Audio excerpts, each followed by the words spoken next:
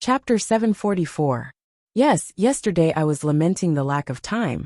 But today I have to ask for leave again. Tonight my best brother will show off his certificate to everyone. And no one will be able to escape. Up until now, I have only written about 1,000 words. So I can only apologetically ask for leave. It's still the same old saying, I still underestimate the time of the new year. Drunk, looking forward to the end of the New Year's Eve. Almost a full 20 months of suffering seems to have become a wishful thinking. But this is also good.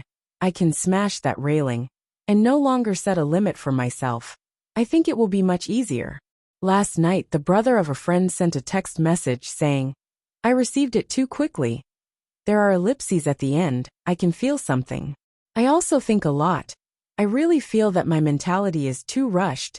I am always worried about the quality of the next few chapters. We have already endured for almost 2 years. Even if we continue to endure until we become old women, right? As long as the taste of the soup is good. Chapter 745.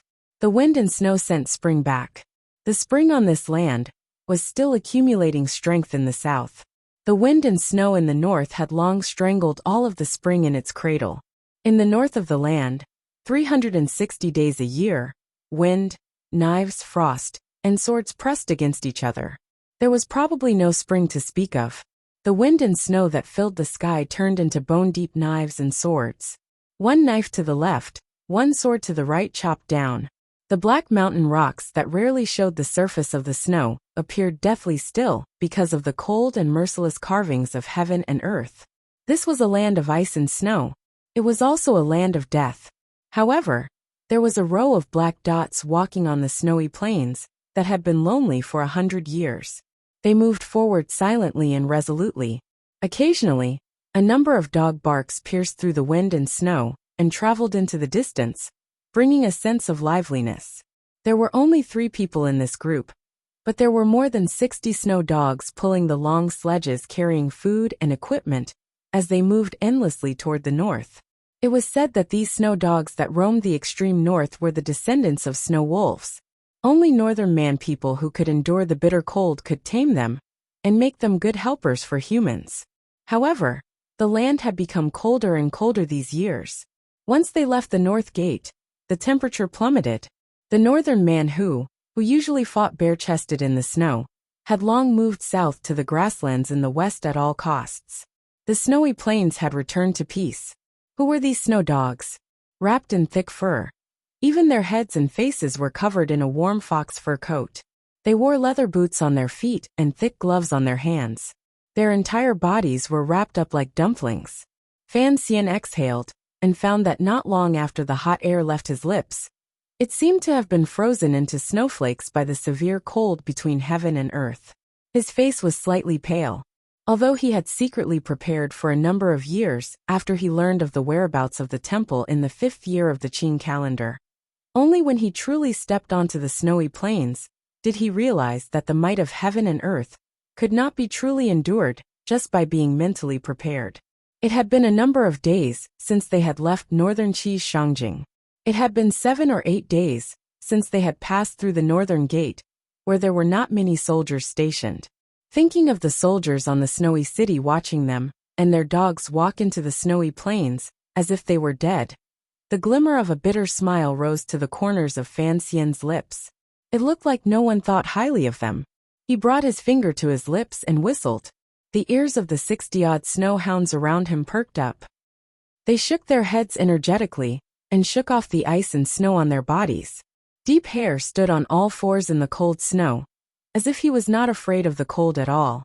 He stuck out his long red tongue, and waited for his master's next order. The wind and snow seemed to have lessened slightly. 2 people walked out of the 2 simple snow carts in front and behind Fan Xian. Haitang and 13th Wang were also wrapped like dumplings. They approached Fan Xian's side with puzzled expressions. Let's go while the snow is still light. 13th Wang's voice passed through the layer of fur and traveled outside. It appeared to be buzzing. Fan Xian panted heavily and coughed as he replied. Are the people behind still following us? Haitang took off the earmuffs on the side of her leather hat, revealing 2 clean and cute ears. She listened quietly in the wind and snow for a moment. She then shook her head and said, "Looks like we've lost them." Although the wind and snow had lessened slightly, it was still difficult to hear the three of them talking together. The corners of Fan Xian's lips twitched into a smile and he said, "It's good that we've lost them. I don't want the people the little emperor sent to freeze to death on this snowy plains." Haiding didn't say anything. She only narrowed her eyes slightly and gazed toward the depths of the snowy plains in the north. That side was also a patch of white. Other than snow, there seemed to be nothing else in the world. Such a dry and boring journey seemed particularly dangerous because of the severe cold. A complicated expression rose in her eyes. They had already left the Sky Gate 7 or 8 days ago, but Fan Xian did not need to scout the way. Instead, he directly gave orders to go around the snowy mountains and icy hills. He walked silently, as if he knew very well how to get to the temple. Fan Xian's injuries were too serious. It was impossible for him to scout the way. 13th Wang's right arm was not completely healed. Of the three of them, although Haitong's body was also weak, if there was to be a path to scout, it would be her. She didn't understand where Fan Xian got his confidence to not get lost in this wasteland where they couldn't see the sun or the path of the mountains. Other than ice and snow, there was nothing else. Fan Xian took out a bamboo knife from the snow sled behind him and carefully scraped the icicles on his leather boots. Everything depended on the details. Only by being fully prepared and considering the details thoroughly could they reach the illusory temple. In the few days since they left the northern heavenly gate, he had led the team on a detour around the snowy plains in order to shake off the team that was tailing them. Regardless of whether the Northern Qi Emperor wanted to ensure the safety of this group or follow behind Fan Xian to find the temple hidden beyond the sky and unknown to others, Fan Xian would not allow it. For one, he didn't want too many people to die in this cold. For another, Fan Xian himself didn't know what exactly existed in the temple. Kuhi had carefully hidden the location of the temple because he was worried that the things in the temple would spread to the world and bring unknown harm to this world. Since it was so, Fan Xian had to be careful. "Although it's a bit cold, do we need to wear so much?" 13th Wang stood in front of Fan Xian and panted. He felt that the thick leather jacket and boots on his body were a hindrance. Fan Xian was heavily injured and could not move his junqi to defend against the cold. However, 13th Wang and Haitang still had abundant junqi. When 9th level aces were together, they could truly be said to be impervious to heat and cold. Fan Xian smiled and looked at him. "If you can preserve as much heat and junqi as possible, then save some. Don't look at the cold right now. You can still withstand it, but we still have to head north. Who knows how low the temperature will be once we get there." As he said these words, he lowered his head slightly to hide the faint worry in his eyes. In the cave in the Shi Mountain in the 5th year of the Qing calendar, he had memorized every word of Shaoan's words before he died. He had also made sufficient preparations for this trip to the temple. However, he still had not thought that not even 10 days after leaving the gate of heaven, the cold between heaven and earth would already reach such a degree. It looked like the temperature now was a few degrees colder than when Shaoan and Kuhi had gone to the temple decades ago. Since the greatest difficulty is the cold, why don't we choose to leave in the summer? Haitang acutely discovered this problem. The attitude Fan Xian displayed was not very urgent. Since it was so, leaving in the summer seemed to be the best choice. Fan Xian was silent for a moment. He then said, "The time on the road is about 2 months. I don't know how much longer it will take to find the temple. Leaving at the end of winter and arriving at the beginning of summer is safer this way. Furthermore, I don't want to be stuck in darkness for half a year." "Yes, I heard that the sky and earth at the temple are reversed. Half the year is night, and half the year is day." 13th Wang nodded. "None of you understand this world as well as I do, so just listen to me," Fan Xian said calmly. Fan Xian spoke calmly, but his words were filled with unquestionable confidence. When he and Debao were watching the stars together, he had once again confirmed that this was Earth.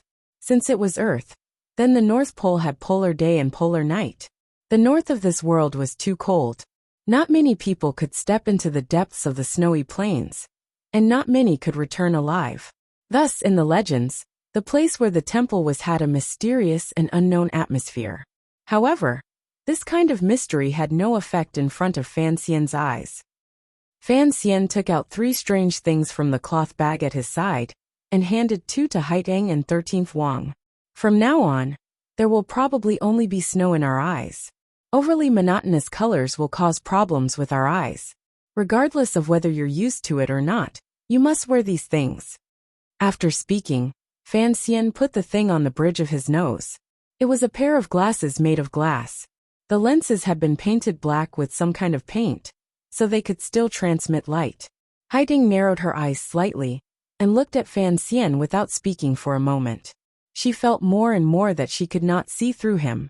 She also didn't know what the thing in her hand was for. Was it good for the eyes? She didn't ask any more questions. Instead, she copied Fan Xian, and put on the sunglasses that had appeared for the first time in this world. They had seen crystal glasses before, but they had never seen this kind of black.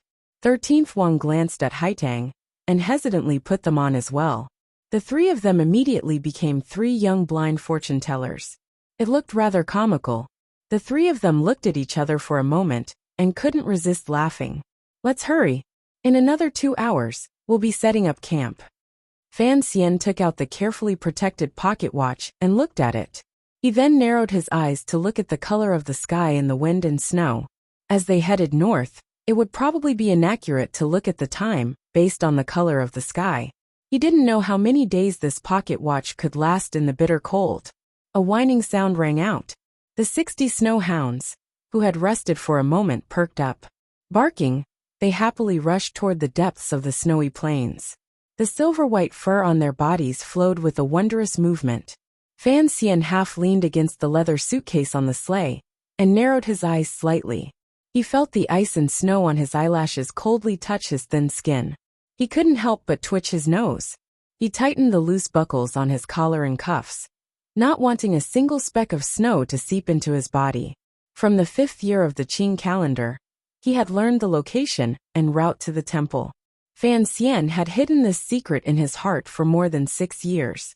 He knew that it was fated that he would eventually go to the temple. However, he had not thought that it would be because he had to find Uncle Wu Zhu, and because of the rupture between him and the emperor. The journey of exploration, once there was such a direct goal, it seemed to lose a lot of beautiful feelings. The sleigh slid quickly across the flat snowy plains. The sound of the snow hound's urgent breathing, and the rustling sound of the wind and snow came from all directions. Accompanied by such sounds, Fan Xian seemed to be about to fall asleep. It was impossible for him to fall asleep. He was carefully listening to the breathing of the snow hounds to determine their state of exhaustion. During these 6 years, his younger brother Fan Xizha had followed his orders and prepared everything he needed to overcome the harsh cold, including food, kindling, and special tents in the snow. These snow hounds, which had been raised at the northern gate for 3 years, were Fan Xian's greatest reliance on this trip to the temple. From these aspects, it could be seen that Fan Xian was a meticulous person. He never fought a battle unprepared. In the eyes of the common people, going to the temple was as difficult as climbing to the heavens. In his opinion, as long as one was fully prepared, the temple was nothing more than a distant tourist attraction. The only thing that made him wary was the cold. The cold now was even colder than when Xiao In and Ku He had been. Back then, the Wei Kingdom had sent out an expedition of hundreds of people. In the end, Xiao In and Ku He had to eat human flesh to last until the temple appeared. Now there were only 3 people in their group. Would they be able to make it there? Fan Xian closed his eyes, but he was not worried that he would freeze. The meridians in his body were indeed pretty much crippled. He was unable to mobilize Jinqi to protect his body. Strangely, the moment he entered this desolate and strangely cold snowy plains, he acutely sensed that the yuanqi in the wind and snow seemed to be much thicker than anywhere else in the south. This sensitivity was due to the little booklet Master Ku he had given him before he died. Without that booklet, Fan Xian would probably not have sensed any change in the world. Why was it that the further north one went, the thicker the yuanqi became? This was a phenomenon that Fan Xian could not understand no matter how he thought about it. In the end, it was a good thing. He half lay on the sleigh and slowly absorbed the yuanqi ripples between heaven and earth. If the yuanqi in the north was thicker, perhaps he would only need 2 or 3 years for the meridians in his body to be as good as new. The sleigh bounced slightly on the ice and snow. Fan Xian awoke from his empty state. Narrowing his eyes slightly, he calmly observed the wind and snow in front of him through his sunglasses. Suddenly he understood something. Back then, the Wei Kingdom dominated the world. The emperor, who had nothing else to ask for, had sent envoys to the temple to seek the path of immortality. All of this was because of Ku He's suggestion. Xiao In controlled the tiki and vaguely knew the general direction of the temple. Among the mortals in the world, who dared to risk their lives to go forward and investigate. If Ku He had not pushed for this matter and tempted the Wei Emperor with immortality, the trip to the temple decades ago would probably not have happened. Why did Ku He have such great interest in the temple to the point that he wanted to go at all costs? Was it simply because he was an ascetic monk of Tianyi Dao and served the temple his entire life? No, Ku He was a follower of the secular world. Just looking at how he had instantly reached an agreement with his imprisoned mother, Yi Qingmei, outside the temple, it was clear that Master Ku He did not have much respect for the temple. Fan Xian's eyes narrowed even more under his sunglasses. He didn't know when he had obtained the little book in Master Ku He's hands. Had he already sensed at that time that there was a problem with the yuanqi in the north, and wanted to go to the temple to take a look at the source of all these fluctuations and the truth? The wind and snow grew stronger, and the temperature dropped. The white sheep and snow foxes that could occasionally be seen had run off somewhere to hide from the bitter cold. On the desolate snowy plains, there was only this group of snowhounds pulling forward with difficulty in the wind and snow. 2 suppressed coughs came from Fan Xian's sleigh. This kind of low temperature was not something a normal person could withstand. His injuries had not healed, so it was indeed difficult for him to endure. 13th Wang, on the sleigh in front, didn't seem to hear Fan Xian's coughs. Instead, he looked forward cautiously. Suddenly, his body turned into a streak of sword light. Wearing a swollen leather jacket, he broke through the air and killed his way to the very front of the snowhound group. Viciously, he stabbed into a slightly raised patch of ice and snow. The snowhounds panicked and only calmed down a moment later. A few bold and curious snowhounds circled over and stood by 13th Wang's side with their heads lowered to sniff. They then let out a few sharp cries. The cries were very cheerful. 13th Wang held the sword in his left hand and put it back into the sheath. He looked in a daze at the pure white bear the snowhounds had dug out of the snow. This was the mission Fan Xian had given him. Along the way, he was to catch some game in case he needed it in the future. The snowhounds were very obedient. After dragging the white bear out of the snow, they didn't do anything else. Instead, they just licked their bloody mouths happily. This was because they knew that their masters would definitely leave most of the meat for them to eat. We can roast bear paws tonight. Fan Xian did not get off the sleigh. He watched as Haitang and 13th Wang tied the white bear to the sleigh and couldn't resist smiling happily. This was just an interlude. The sleigh group moved again. Under Fan Xian's whistle, they moved quickly along the icy snowy plains toward the northwest. Haitang sat on the sleigh and looked at Fan Xian's back in front of her. A glimmer of worry flashed through her eyes. She didn't know if Fan Xian's body could keep going. However, the worry in her eyes turned in an instant into confusion and deep admiration. It was rare for Haitang to admire someone in her life. Now, seeing Fan Xian calm and unruffled, confident, and calmly leading the way as if everything was within his grasp, she finally felt admiration. Why did Fan Xian have such strong confidence in reaching the temple? Why did he not seem to have any respect or fear for the temple? Was it truly as her teacher had said, that Lady Yi was truly a fairy who had escaped from the temple? So Fan Xian going to the temple was just to go home? Not many people knew what the temple was. Fan Xian half closed his eyes and huddled in one spot, conserving his strength. Faint waves were also rising in his heart. He knew that his mother had once gone to the temple to steal something. He even knew that his closest relative, Uncle Wu Zhu, was originally from the temple. Logically speaking, he was the person with the closest connection to the temple in this world. Thus, his mentality on this trip to the temple was somewhat strange. It was as if he might discover the truth of everything, even the truth of his life. Of course, this could just be an extravagant hope. The most important problem, right now, was to find the temple. Back then, Ku-he and Xiaoan were the most powerful people on this land. Furthermore, their age and strength were at their peak. Yet they still had a hard time finding it. Compared to them, Fan Xian had no advantage. Where exactly did his confidence come from? Knowledge was power. Fan Xian had more knowledge from his previous life than other people in this world. So many mysteries were actually just natural phenomena in his eyes. It was precisely because of this knowledge, and the roadmap he had learned from Xiaoan, that he was not worried he would get lost. Chapter 746. I'll write slowly. Everyone, take your time to read. There's no rush. It was already nightfall. The wind and snow rose and fell. When the wind and snow moved, the whistling sound passed through the endless snowy plains and swirled up thousands of piles of snow. In the darkness, it was like a land of exile that devoured people. Ruthless and wild sounds rang out endlessly, making one's heart palpitate. When the wind and snow were quiet, heaven and earth were silent and cold. It was like a snowy sea containing a storm. Tens of thousands of li were filled with cold silver light. The boundless and deathly still snowy plains like white jade were cold to the extreme. On the unusually cold snowy plains, even if the moonlight shone down, it seemed to be frozen in an instant. Regardless of whether the wind and snow raged or the world was calm, the specks of light on the side of a high plateau could not be extinguished. Like the longing in a human's heart for the unknown, they stubbornly and resolutely waited there. The brazier in the tent transmitted a rare sense of warmth, completely blocking out the bitter cold outside. On one hand, it was because the specially made snow tent was extremely effective in keeping out the wind and temperature. On the other hand, it was because the fuel in the brazier seemed to be especially durable, and the fire was not small. Haidang Duo had already taken off the leather hat that covered most of her face. Her cheeks were as red as apples.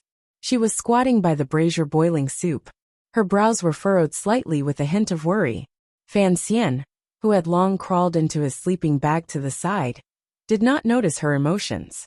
They had already traveled north for a few days. The weather was growing colder and colder. Each day, they walked less and less during the day. Most of the time, they hid in the tent to avoid the snow. However, Fan Xian was not too worried about these problems.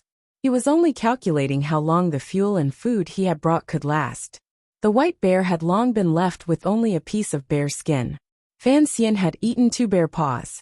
Although Haitang and 13th Wang were surprised at his leisurely mood, and even more surprised that he had not forgotten things like seasoning in his personal equipment, the bear paws were not very tasty. Furthermore, the amount was not enough.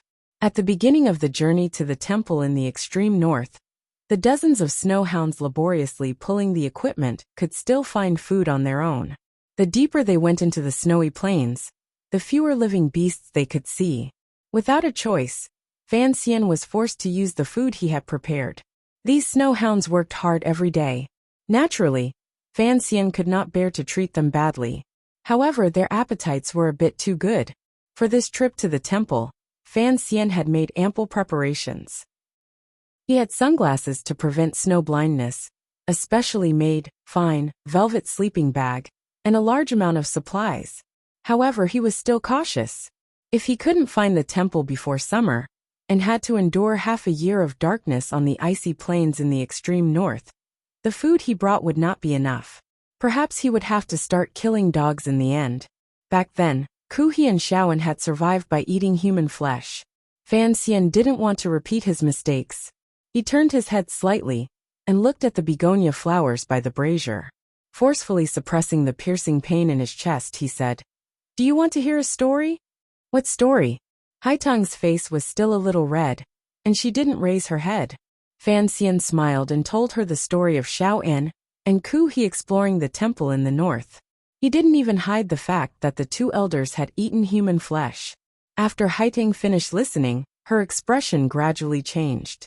It was as if, for a moment, she could not accept that her teacher had once made such a terrifying choice. A complicated emotion reverberated in her heart. After a moment of silence, she slowly raised her head and looked at Fan Xian with her bright eyes. Quietly, she said, Telling me this at this time is certainly not just to disgust me or attack me. There has to be some reason. I've found that you like those snowhounds very much, Fan Xian said tiredly. Fan Xian's eyelids drooped slightly. Tiredly, he said. In reality, these snowhounds have indeed helped us a lot. If the day comes when we run out of food and ammunition, we will have to start eating dog meat. I hope you are mentally prepared now. Haitong's expression changed slightly. In front of Fan Xian, she didn't need to maintain her identity as the Northern Qi Saint girl and the leader of Tianyi Dao. She could naturally reveal her emotions. She was a girl, so she was incomparably fond of the snow hounds that ran around happily every day.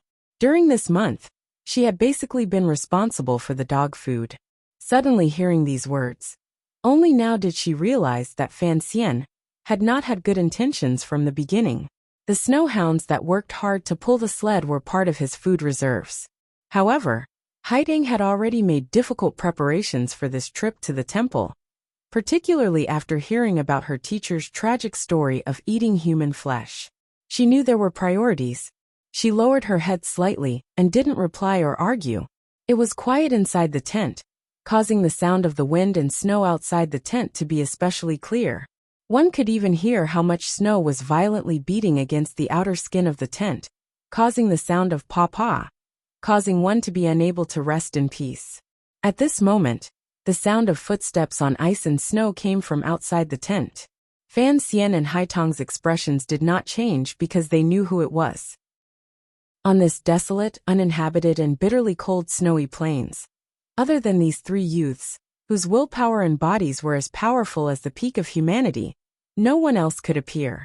13th Wang lifted open the wooden door and walked in, bringing with him a gust of cold wind.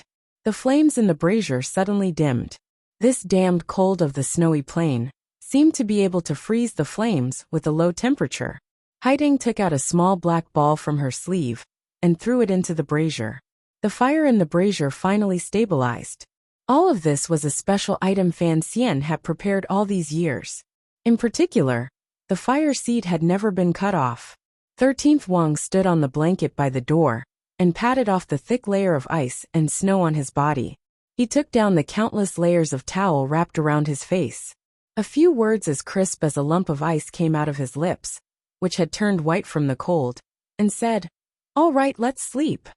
Haitong was responsible for all the trifling matters of life. This girl had finally been transformed by Fan Xian into a housewife in this extreme environment. 13th Wang was responsible for leading the dozens of snow hounds and the construction and defense of the tent. What he meant by all right was that the snow shelter specially built for the snow hounds outside had been taken care of. In terms of hard work, 13th Wang's work was even harder. Fan Xian narrowed his eyes and said to him, "From tomorrow onwards, you will be responsible for feeding the dogs." 13th Wang nodded and sat by the brazier. Accepting the bowl of hot soup Haitong handed him, he slowly drank it. Each mouthful was carefully drunk. The sword at his waist dragged on the ground, giving off the faint smell of blood.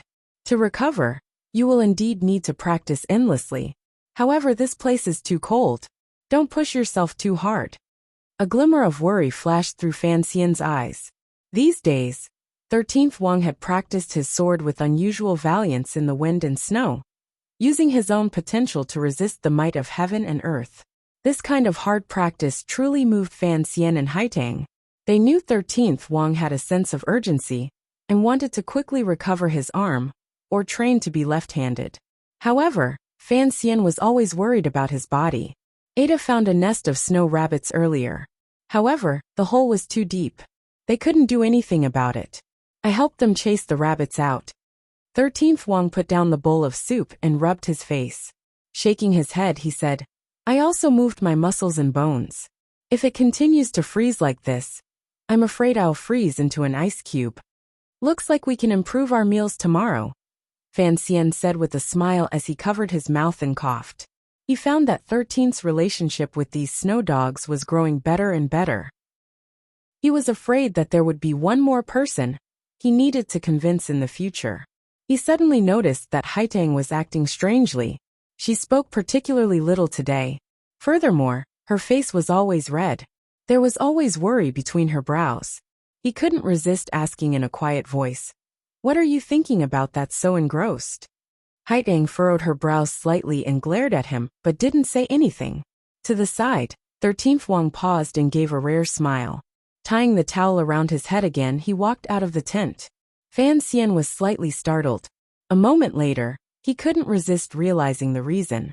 He laughed out loud. Could a living person die from holding in their urine? These words were vulgar, and just happened to hit Haitang's sore spot. A glimmer of anger flashed through the girl's eyes. Fan Xian had calculated everything. He had even calculated 2 years ago that he would drag Haitang and 13th Wang to be his helpers on this trip to the temple. He knew that the long journey and endless night would be like the days by his sickbed in his previous life. The unbearable loneliness would make one go crazy. Back then, Ku He and Sir Xiaoyan were able to endure until the temple appeared under the morning sun, not because they dared to eat human flesh. Rather, it was because they could become each other's companions. In a dangerous and unknown journey, companions were always the most important factor. However, Fan Xian had still missed out on some details of life. He and 13th Wang didn't care. Any jar would be enough to relieve themselves. He had never thought of adding to the burden and preparing an extra tent on the snowy plains as a toilet with unusual luxury. Although it had been cold a few days ago, they could still withstand it. The temperature had suddenly dropped. It was difficult to relieve oneself in the wilderness. 13th Wang walked out, leaving Haitang some private space. She narrowed her eyes slightly and looked at Fan Xian coldly. If it weren't for your medicine jar, there wouldn't be so many inconveniences. Fan Xian was silent and smiled. Of the 3 people on this trip, even his body was the weakest. If he hid in the wind and snow outside the tent, he would probably immediately be frozen into a cripple. Lightly smiling, he said, 13th Wang left alone. Naturally, he knows the relationship between you and me. There's no need to mind who we are, right? It was still a deep and cold night. Due to the lack of wood and other large materials, the fire in the brazier was unable to flourish. The wind and snow continued to howl furiously outside the tent. There was no danger in the darkness around them, but the cold itself was the greatest danger.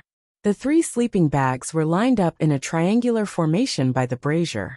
The 3 young people in the sleeping bags all had their eyes wide open and refused to sleep. They had already trudged on the snowy plains for a month without any entertainment or tricks to pass the time. Other than traveling, it was all about sleeping. It was truly boring. The 3 of them had also slept their fill. If Fan Xian's body was not so weak, he would certainly regret bringing 13th Wang the sun with him. Otherwise, holding duo and saying words of love that he hadn't said in a long time, enjoying the pleasure of their mouths and hands, would be good. After dozens of sleepless nights, the 3 young people had basically finished talking about everything they needed to talk about. Even 13th Wang's bedwetting as a child had been viciously dug out by Fan Xian. Thus, the 3 of them could only keep their eyes open and listen to the whistling of the wind and snow outside the tent, as if they were enjoying a musical event. After an indeterminable amount of silence, Fan Xian suddenly opened his mouth and said, "In such a windy, snowy, and bitterly cold place, when those people came here back then, most of them would have died. For the 3 of us to be able to withstand it is quite remarkable." Haitang, who was lying across from him, said softly, "Shizhuan was the first to open the mountain and search for the temple. He couldn't compare to you in knowing the direction and the route. Naturally, it was more difficult. But the later generations are always better than the previous generations. You seem to know more than us. Don't envy me." Fan Xian closed his eyes and smiled happily. To be able to go to different places and experience different things in one's life is in itself a rare enjoyment. 13th Wang replied, "That makes sense. Since that's the case, why don't the 3 of us write poems at night? In the future, the history books would say that on a snowy night, it would become a great poem. Wouldn't it be wonderful? Let me take the lead. As the saying goes, the north wind blows all night." There was nothing else. It was clear that Haitang and 13th Wang did not want to allow this person's corrosive aura to flare up. It was silent. Fan Xian coughed and smiled. "You don't give us any face. We are all rough people. If you want us to write poems with you, it's you who doesn't give us face.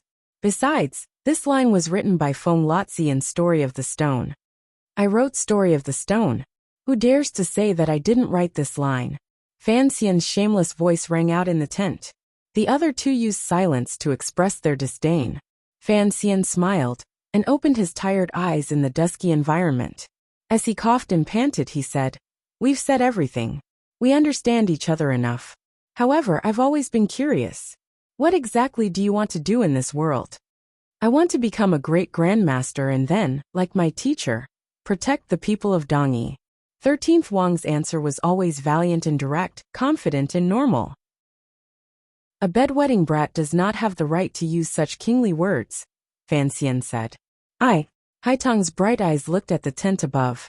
After a moment of silence, she said, "Ever since I was young, I grew up in the back of Qing Mountain. Later, I went to Shangjing and began to travel the world. I just want to bring Qing Mountain to greater heights and protect the Qi court for generations to come, to not be invaded by foreign enemies, and for the people within our borders to live and work in peace." Her voice suddenly became gloomy. "But when Master left, I found out that I was not a Qi person, but a Hu person. I don't know what I want to do, but I think if the Qi kingdom can be safe, if the world can be peaceful, it will be good. You are indeed worthy of being the last disciple taught by two strange old creatures. Just a casual sentence, and you think of the world." Fan Xian sighed. "Actually, before I met you, I had never thought about things like good war or bad peace. Because Uncle Wu Zhu never cared about these things, I didn't care much either. I just wanted to live on well." Fan Xian's tone appeared particularly light. "The more vivid and fresh I live, the better. From the first day I became sensible, I always felt that everything around me was just a dream. There would come a day when I would wake up from this dream. This kind of feeling made me work hard and live each day seriously. It seemed that I wanted to use the richness of these details to dilute my fear of waking up from this dream." Listening to Fan Xian's leisurely words, Haitang and 13th Wang sank into silence. They thought Fan Xian was sighing about his strange past and strange life. They had no way of knowing what Fan Xian was truly sighing about. "Since you don't want to wake up from this dream, presumably, the contents of this dream are good," Haitang said comfortingly. The corners of Fan Xian's mouth twitched slightly. He smiled and said, "Naturally. If it wasn't to protect everything beautiful in this dream, why would I exile myself to this godforsaken place? Why would I fight with the emperor for all this? Why would I pretend to be brave and righteous and enter the palace to assassinate? Why would I carefully maintain the stability of the Qing court? All of this, everything after his rebirth, was it truly just a dream?" It was completely silent in the tent. Haitang and 13th Wang had both fallen asleep, but Fan Xian still had not. He indifferently looked at the sky that had been cut off from them and listened to the sound of the wind and snow whistling past outside the tent. He thought endlessly in his heart. He died in that world and came back to life in this one. During his childhood, Fan Xian could not shake off the fear of waking up at any moment. He was afraid that all of this was fake. He was afraid that he was in an illusory mental state. He was afraid that this was the Truman Show that encompassed the world. He was afraid that this was a brilliant game, and he was just a ripple of consciousness, a stream of data, or a hypnotized wooden man. True warriors dared to face true death. For Fan Xian, who had lived two lives, his true fear was that he didn't know whether or not he was truly dead. He was worried that once he awoke from his dream, he would once again lie on the sickbed and sink into true darkness, never to see all of this beauty again. Rivers and mountains, lakes, seas, flowers, trees, and beauties. He had yelled on the rooftop in Danzhou to collect the clothes. He had written 300 poems in the palace. All of this was based on an impudent emotion. However, after living on the land of the Qing kingdom for more than 20 years, he had laughed and cried. He could finally prove that all of this was not a dream. Although he still didn't know what the temple was, he was certain that all of this was truly happening around him, and not an illusion created by some mysterious god. The people of this world truly existed. The emotions of the world truly existed, as well as human nature and sorrow and joy. There were always some things in the world that could not be faked. If there truly was a God who could perfectly control all of this, just like how God wanted light, Nuwa wanted to play with mud, or Panga wanted to rest when he was tired, then what was the point in investigating all of this? The closer he got to the temple, the more Fan Xian could not shake off these questions. It was not until the night that he gradually understood. Perhaps this trip to the temple was to ask for the answer to a question. In reality, he was still more concerned about the reality of the secular world, or at least the sorrow and joy of the lives of the people he thought were real. For things that could not be known, could not be investigated, could not be touched, and could not be observed in reality, these things did not exist. This was something that had once been taught in physics class in that world. Fan Xian had always remembered it clearly. Tonight, he suddenly felt that he could put this definition in physics onto the word fate. No one could change fate, but he could choose not to accept his fate or ignore this fate. Fan Xian lived in this world. Whether he loved or hated the people and things in this world was certainly real. It was so real that it was etched into his bones. He firmly believed in this. After a night of restless sleep, the Junqi in his body scattered. Although the Yuanqi in the world made up for what he lacked as he breathed, the speed was still not fast enough. The cold invaded his body, and his mind was restless. Fan Xian finally fell ill. When the whistling of the wind and snow outside stopped, and the white light from the snowy ground reflected into the tent, Fan Xian's face became very pale. 2 unhealthy red spots appeared under his eyes, and his forehead was boiling hot. The sickness he was most afraid of had arrived at the coldest moment. Fan Xian lay in Haitong's warm and gentle embrace, and drank the medicine he had made. He forced himself to stay awake and said in a raspy voice, "The medicine jar has something to say. Speak." Haitong's brows were full of worry. She held him gently and shook him like she was coaxing a child. "We can't stop. Let's keep going. But the snow here is so heavy." Suddenly, the tent door was lifted open. 13th Wang stuck his head in. His face was full of joy. Chapter 747. Violent wind and blizzard, horizontal wind and snow, slanting wind and fine snow. There was no need to return, nor could it return. It was also known as ghost wind and vicious snow, dark wind and dark snow, snow that covered the sky and covered the sun. There was also the snow that grew under one's feet, reaching up to one's knees. If one made the slightest mistake, one would probably be buried. On this day, after experiencing dozens of days of bitter cold travel, all of the snow suddenly stopped. It was as if the heavens had suddenly felt that their actions of endlessly throwing confetti into the world were childish, and could not enchant the determined gazes of the 3 young people. Thus, they clapped their hands and pulled them back into their sleeves. The sky cleared, revealing a porcelain blue but still icy sky. Although the sunlight was not warm, it was piercing. Borrowing the boundless land of snow and glaciers, it reflected a white to the point of being dull in every direction. After the wind and rain, there was not necessarily a beautiful sky. It was not that there would be a rainbow when the sky cleared.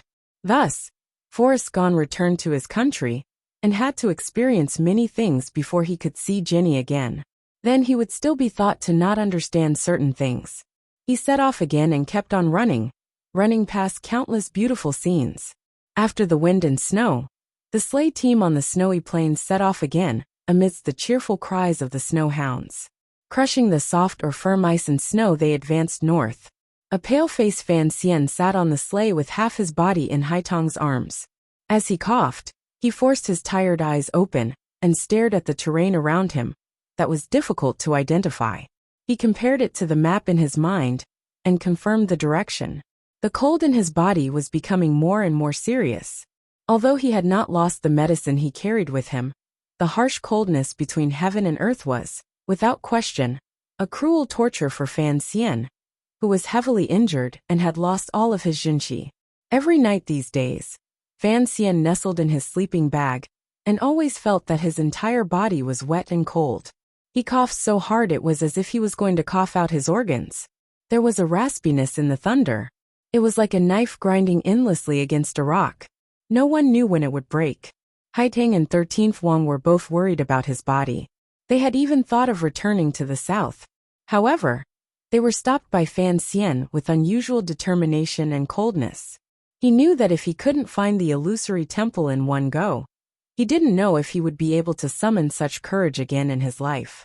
Furthermore, the meridians in his body were in chaos. The emperor was still recovering in the palace in the south. If he didn't go to the temple to find Uncle Wu Zhu, there was no point in him going back to the south. What gave Fan Xian even more confidence was that, through the magic booklet Master Ku he had left behind, he could clearly sense that the further north he went, the thicker the yuan-qi became. As he continued to meditate, the sea of qi behind his back gradually showed signs of stabilizing and accumulating yuan-qi. It would be a pity to give up now. For the three of them, the biggest problem was time. This was a race between Fan Xian's injuries and the distance to the temple. Fan Xian felt that if he truly found the temple, the injuries in his body would be much better. Haitang and 13th Wang both knew that under Fan Xian's gentle appearance was an incomparably stubborn and ruthless nature. Thus, they could only silently listen to his suggestion. However, these two friends were still very worried about his body, particularly when they heard waves of heart-wrenching coughs at night. Who could sleep well? In the quiet night, Haitang burrowed into Fan Xian's sleeping bag and gently rubbed his chest for him, using her body temperature to warm up the bitter coldness. Their bodies pressed gently and intimately against each other, but there was not a trace of male and female thoughts. They just held each other tightly like two little pigs warming each other up. 13th Wang noticed this, but he did not show any expression or reaction. He only increased the speed of their journey north. Leading the group of snow dogs, they took advantage of the clear sky to rush forward with all their might. How much farther? Even though the snow had stopped, there was still wind. 13th Wang, on the first sleigh, shouted against the wind. His voice quickly rang through the entire snowy plains. Fan Xian narrowed his eyes and looked at 13th Wang standing on the sleigh in front of him with his fur coat swaying in the wind. He couldn't resist smiling. He thought to himself that this kid was rather dashing. He was not afraid of the cold, and could still stand on the sleigh and ride the waves of snow at this time of year. Particularly with that pair of sunglasses, he looked like the boys who played extreme sports in the other world. Taking out a compass and map from his clothes, Fan Xian coughed in Haitang's arms and carefully confirmed the position. The sleigh moved up and down endlessly on the snowy ground, making his observation a bit tiresome. After thinking for a long time, he tiredly said, "At most 15 more days." When Fan Xian unfurled the map, Haitang turned her face. This was not the first time Fan Xian had unfurled the map. At the beginning, he had only used his powerful memory to point the way. Later on, he became too ill and had to take out the map. However, 13th Wang and Haitang would purposely avoid it. This was Fan Xian's request, and the oath the three of them had made before they set foot on the journey to the temple. Fan Xian requested that Haitang and 13th Wang not reveal the location of the temple to anyone. He guessed that once the location of the temple was revealed, once the things in the temple were to fall into the mortal world, it would probably bring endless disaster. Just like the martial arts secret manuals his mother, Yi Qingmei, had brought out in the past, and that chest.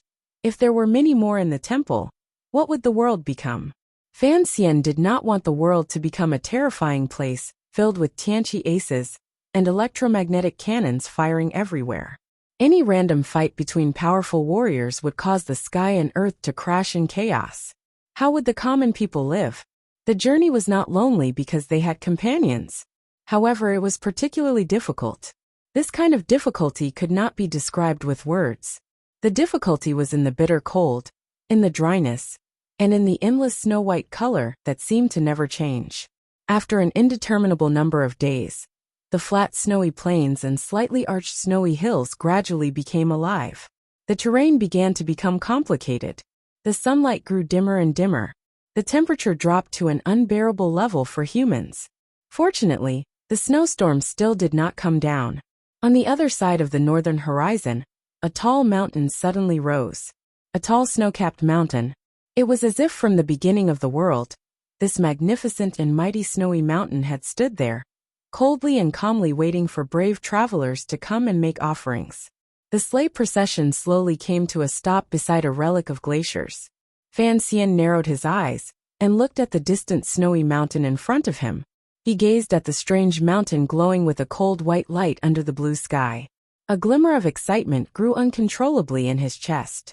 A glimmer of excitement that came from the depths of his heart quickly took over his entire body, making his fingers tremble slightly. In his dreams, he had seen this snowy mountain that was similar to Dong Mountain. In his dreams, this snowy mountain was high and unscalable. It was mysterious, powerful, and cold, just like the feeling the emperor gave him.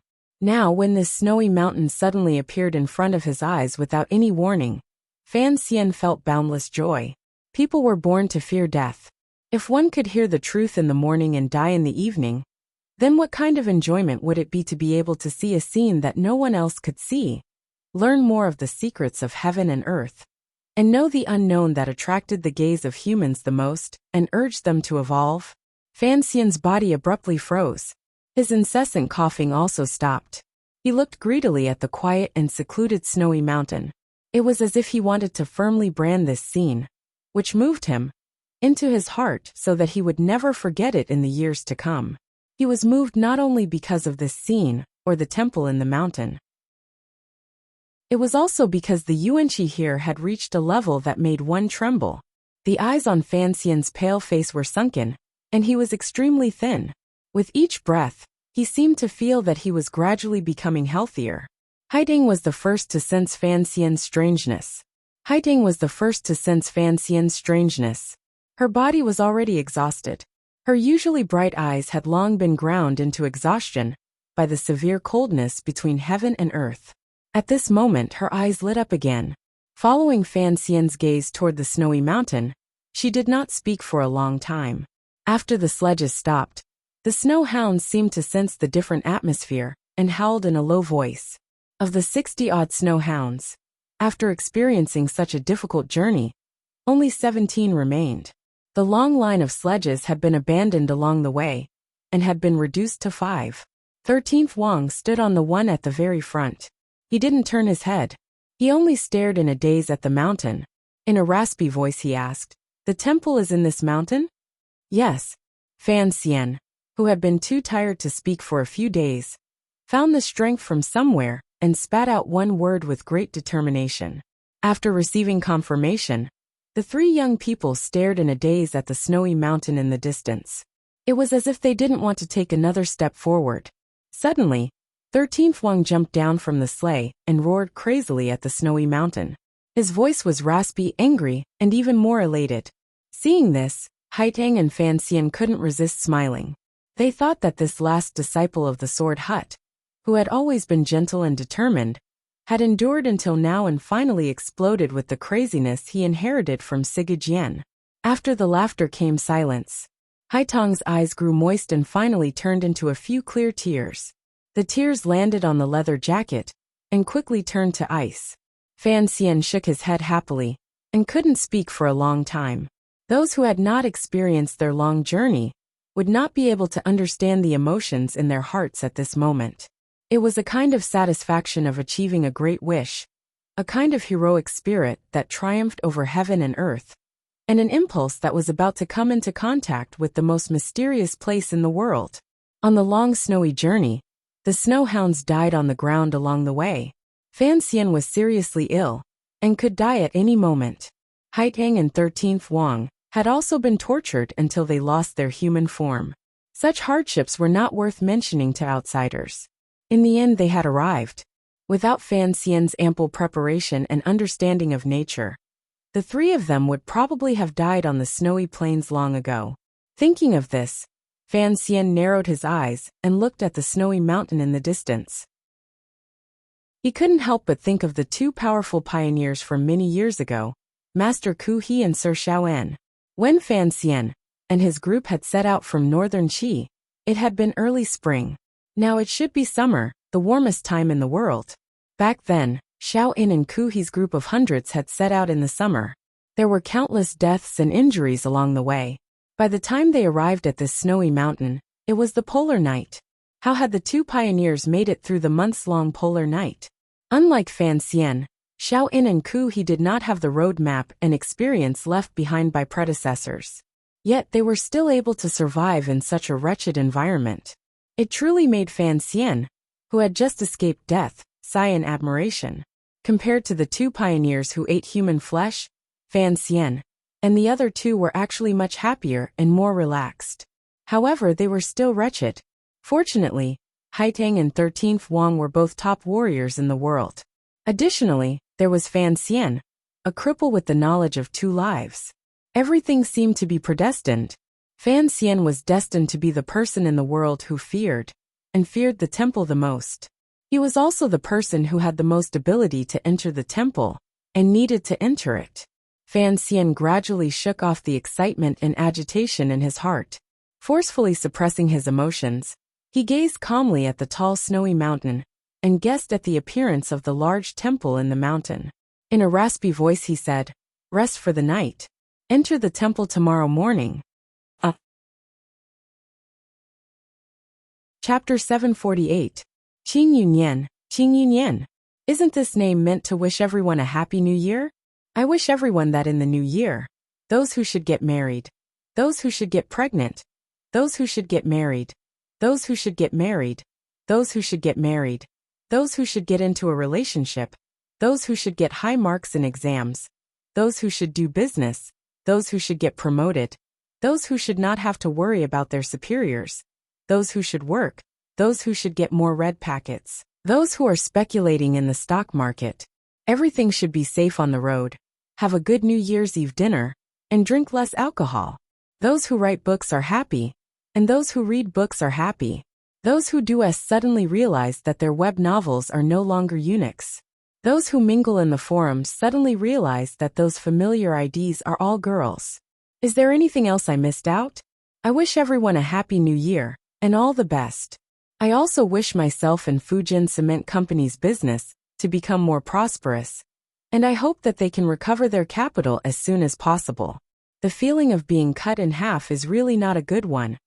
I won't lament about the past year, because I only have the word thank you to everyone, nothing else. I don't have to look forward to the coming year, because I will continue to write books seriously, and write stories that everyone likes and that I like, nothing else. Chapter 749. In the fog-shrouded cave in Shangjing West Mountain, Fan Xian had once told Xiao In, who was dying, that he was actually just a tourist walking in this world. He wanted to see more scenery, so he had a strong interest in the temple.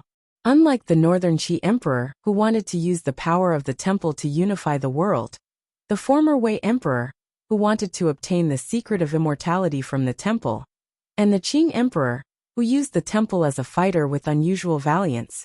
Fan Xian's interest in the temple in the past was mainly in the unknowns. Fan Xian's strong desire for the temple's secrets inevitably had more practical considerations attached to it. He needed to enter the temple and find traces of Uncle Wu Zhu to confirm his safety. He also needed to try to find a way to return to the world and defeat the Qing Emperor. These were actually only 2 sides of the same thing.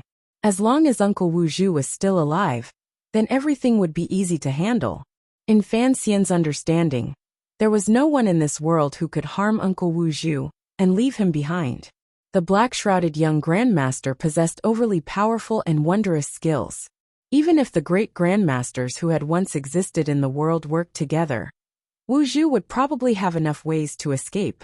The problem was, this snowy mountain was the temple, that illusory fairyland that had always stood above the clouds of human society's legends. For such a place that did not belong to the secular world, even Wu Zhu was probably not a match for it. Reality seemed to prove this point. Uncle Wu Zhu had returned to the temple to search for his roots. A few years had already passed, yet there had been no news.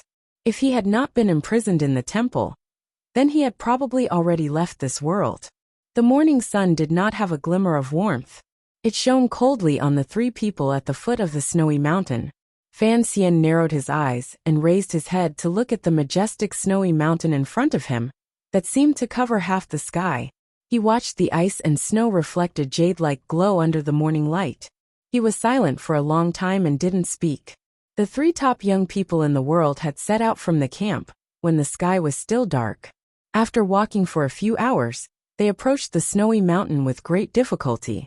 What shocked Haitang and 13th Wang was that Fan Xian seemed to be very familiar with the path under the snowy mountain. He led the two of them easily through a narrow passageway under the snowy mountain and came directly to the other side. This side of the great snowy mountain was also a plain made of ice. There was nothing but snow and ice. The three of them had passed through the snowy mountain and arrived on the other side. Their camp was on the other side of the snowy mountain. Where is the temple? 13th Wang asked between breaths, carrying Sigajian's urn of ashes on his back. His face, which was wrapped in cloth clothing, was frozen red. Fan Xian was supported by Haitang. He narrowed his eyes and looked up the mountain. Back then, Xiao In and Master Ku he went up from this side of the mountain. Logically speaking, the temple should be right in front of us. However, there was nothing in front of them. There was only jade-like ice and snow covering the mountain range of an unknown color. At this moment, the wind was not strong. The sky had not sent down a snowstorm. Their field of view was vast and clear. In this clear field of view, it was impossible to find any signs of man-made carvings. Haitang, who was supporting him, was silent for a moment. She then suddenly said, "In the old legends, the temple only appears in front of common people for 1 or 2 days a year. If the temple does not want to be seen by mortals, then no matter how hard mortals search, they will not be able to find it. Legends are, after all, just legends." Fan Xian covered his mouth and coughed. The clothes he wore were very thick and could barely withstand the cold of the outside world. Speaking of which, it was rather miraculous. Presently the temple was close at hand. Although he didn't know its location, the dense yuanqi between heaven and earth had begun to flow faster into his body, making his injuries and illness much better. With great difficulty, the coughing stopped. Fan Xian blinked his eyes and looked tiredly at the messy snow and rocks on the snowy mountain. The legends may not be true. Back then, your teacher and Sir Xiao In endured a few months under this snowy mountain, just to wait 1 or 2 days for the temple to appear. I don't know how much human flesh they ate. I don't want to wait. Fan Xian had experienced 2 lives that other people could not have. So he absolutely believed that there was the will of heaven in the unseen world. However, the education he had received in his previous life made it impossible for him to shake off his atheism. Thus, this contradiction made him feel a faint reverence toward the temple. On the other hand, he didn't really believe in the so-called legends. If the legends are not true, then there must be a trick to the temple being hidden in this snowy mountain. Haitang Duoduo's entire face was covered by her fur collar. In a droning voice she said, "If we want to search through this mountain, given our present state, it will probably take a lot of time. I also understand, since it will take a lot of time, then let's quickly begin," Fan Xian said in a raspy voice. He then glanced at 13th Wang. "Presumably, you have also noticed that the nights here are particularly short. After a few more days, there will probably be no nights. It will be more convenient for us to search." After many months of arduous travel on the snowy plains, Fan Xian no longer purposely hid the knowledge he knew from his previous life in front of Haitang and 13th Wang. Each of his predictions eventually became reality. However, Haitang and 13th Wang did not know the basis of his predictions. In their hearts, Fan Xian appeared more and more mysterious and unfathomable. During these months, Haitang and 13th Wang did not have a sliver of doubt or hesitation toward any of Fan Xian's predictions or orders. However, at this moment, the 3 of them stood in front of the snowy mountain and were about to begin their search for the temple. 13th Wang did not head toward the snowy mountain. Instead, he glanced at Haitang. Coincidentally, Haitang also glanced at 13th Wang. Their gazes met. They both saw the worry and shock in each other's eyes. Fan Xian noticed the strangeness of his 2 friends. Furrowing his brows slightly, he coughed and said, "What is it?" 13th Wang was silent for a moment. He then looked at him and said, "We are just curious. The temple is right in front of us. Based on your predictions, no matter how long it takes, we will always be able to find the temple before the night comes." Fan Xian nodded. He didn't understand the meaning of his words. His brows furrowed even deeper. Beside him, Haiding sighed and said, "What we mean is that we are about to find the temple. Regardless of whether it is to dig out the secret of the temple or to rescue the blind great master from the temple, you have to have a plan ahead of time and make some preparations. If you have any understanding, you have to let us know ahead of time. Given your present physical condition, there are many things that require us to do." The temple was like a fairyland.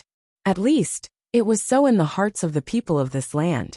Fan Xian and the other two were exploring the temple. This was a major event, yet Fan Xian appeared relaxed and careless. It was even a bit sloppy. It was as if he was truly just traveling. Who knew what kind of dangers were hidden on this snowy mountain, and what kind of divine might was difficult for mortals to withstand? Haitang and 13th Wang were both top figures with the most determined wills and willpower in the world. Faced with this snowy mountain, they still found it difficult to suppress a sense of confusion and fear. They truly did not understand how Fan Xian could still be so relaxed and at ease. Back then, Ku He and Shaoan returned from the temple alive. This place is not as terrifying as people imagine. Fan Xian smiled bitterly. Back then, the two of them were already superior 9th level aces. However, they were tortured for half a year and were about to die. Their strength is not as good as we are now. Since they can return alive, what are we afraid of? Furthermore, Uncle Wu Zhu and the Emperor have both said that the temple has already fallen into ruin and has no power. Fan Xian lowered his eyelids slightly. I believe in the Emperor's judgment, because he has basically never made any mistakes in this life. Even though the temple had fallen into ruin, it was still a temple. Could mortals stop worshipping it? More importantly, I only know the way to the temple and its outer appearance. As for what is inside, I don't know either, Fan Xian said with a helpless smile. Since it is so, then it is useless to make any more preparations. Let's search. We'll talk about it after we find it. This was a very irresponsible way of doing things. Fan Xian had spent his entire life immersed in the darkness of the Overwatch Council. He never fought a battle unprepared. Even when faced with the unfathomable Emperor, he still came up with clever plans and bravely thought of little ways to win. Looking at this snowy mountain that he knew nothing about, how could he have prepared? The snowy mountain remained silent, solemn, and cold. It was as if it had no idea that three mortals were nervously and quietly searching for its secrets. The temple, which was rumored to be omnipotent and omniscient, was still like a girl waiting to be married, hidden in the wind and snow, unwilling to show its true face. After climbing up the snowy mountain with great difficulty for a long time, the wind on the mountain gradually grew stronger. It swirled up the snow on the rocks, blinding the eyes. Fan Xian's eyes remained clear and steady. He did not let go of any details that could have been missed. In his calculations, the temple only appeared for 1 or 2 days a year. The last time Xiao En and Ku He had seen the temple was the day after the polar night ended. There had to be some pattern hidden here. Only after the polar night did the sunlight fall on this snowy mountain. Did the people in the temple want to sunbathe, so they appeared? Leaning against Haitang's warm back, Fan Xian turned his head in satisfaction and sniffed the girl's neck. He was incomparably happy. He knew that his deduction was certainly correct. In the direction of the snowy mountain facing the sky, there would certainly be some man-made traces of ice and snow being broken. Haitang's brows furrowed slightly. She didn't understand where Fan Xian's confidence came from. She also didn't know why he was so happy. Reality was as Fan Xian expected. It didn't take long before 13th Wang, who was searching about 600 meters to the right, suddenly turned his head and made a hand gesture toward the two of them. In the wind and snow, it was difficult to hear clearly what 13th Wang had found. Fan Xian and Haitang could easily sense the excitement of the Sword Hut disciple. In a snowy depression, Fan Xian crouched down and carefully examined the traces 13th Wang had found. He pulled out a hole in the ice and snow, and found what they had been looking for a long time, some man-made traces. It was something like a track. It was made of an unknown material. Even in such a harsh and cold environment, it was still incomparably smooth and did not deform at all. Fan Xian stood with Haitang's support and followed the track into the depths of the ice and snow until it reached the top. The wind and snow were strong. the majestic mountain range of ice and snow seemed to have suddenly snapped in the middle and sunk in. That was probably the end of the track. 13th Wang found a few other tracks beside this one. They were all made of a very high-quality material. No one knew what they were used for. The three of them immediately became nervous. There could only be one explanation for the sudden appearance of these magical tracks in this bitterly cold place that mortals would find difficult to reach. "Climb up along it," Fan Xian said in a raspy voice. Fan Xian spoke in a raspy voice. His voice trembled slightly, but his eyes were a calm that he barely managed to maintain with a valiant will. There were no paths on the snowy mountain. There was snow and wind everywhere. If one was the slightest bit careless, they would fall off the mountain and end up with their bones crushed. Fortunately, Fan Xian had brought Haitang and 13th Wang, two powerful warriors here. Otherwise, how could a sick person like him endure the power of heaven and earth?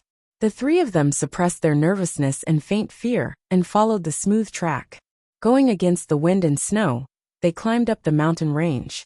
After climbing for an indeterminable amount of time, when 13th Wang and Haitang both felt that the junqi in their bodies was about to be completely used up by the icy and snowy tracks, they suddenly felt their vision darken. The mountain was barren and the snow had no path. The sky darkened and the earth opened up. Fan Xian and the other two stared in a daze at the stone steps at the end of the track. They were speechless for a long time.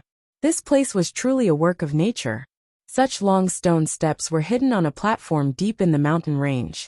If someone could actually come to the snowy mountain, they would not be able to see these stone steps from the foot of the mountain. The temple appeared for 1 or 2 days every year. Did it mean that these stone steps would slide out along the track and bathe in the sunlight to welcome travelers who came with great difficulty to worship? These stone steps were made of green stone. No one knew how many thousands or tens of thousands of years they had experienced the baptism of ice and frost. There were many damaged areas. Amidst the ancientness, there was an ancient and frightening beauty, different from the tracks. Only when they saw these seemingly endless stone steps did the three of them truly feel like they were entering the temple. As they slowly walked up the stone steps, an indescribable atmosphere shrouded the three of them and shrouded the stone steps.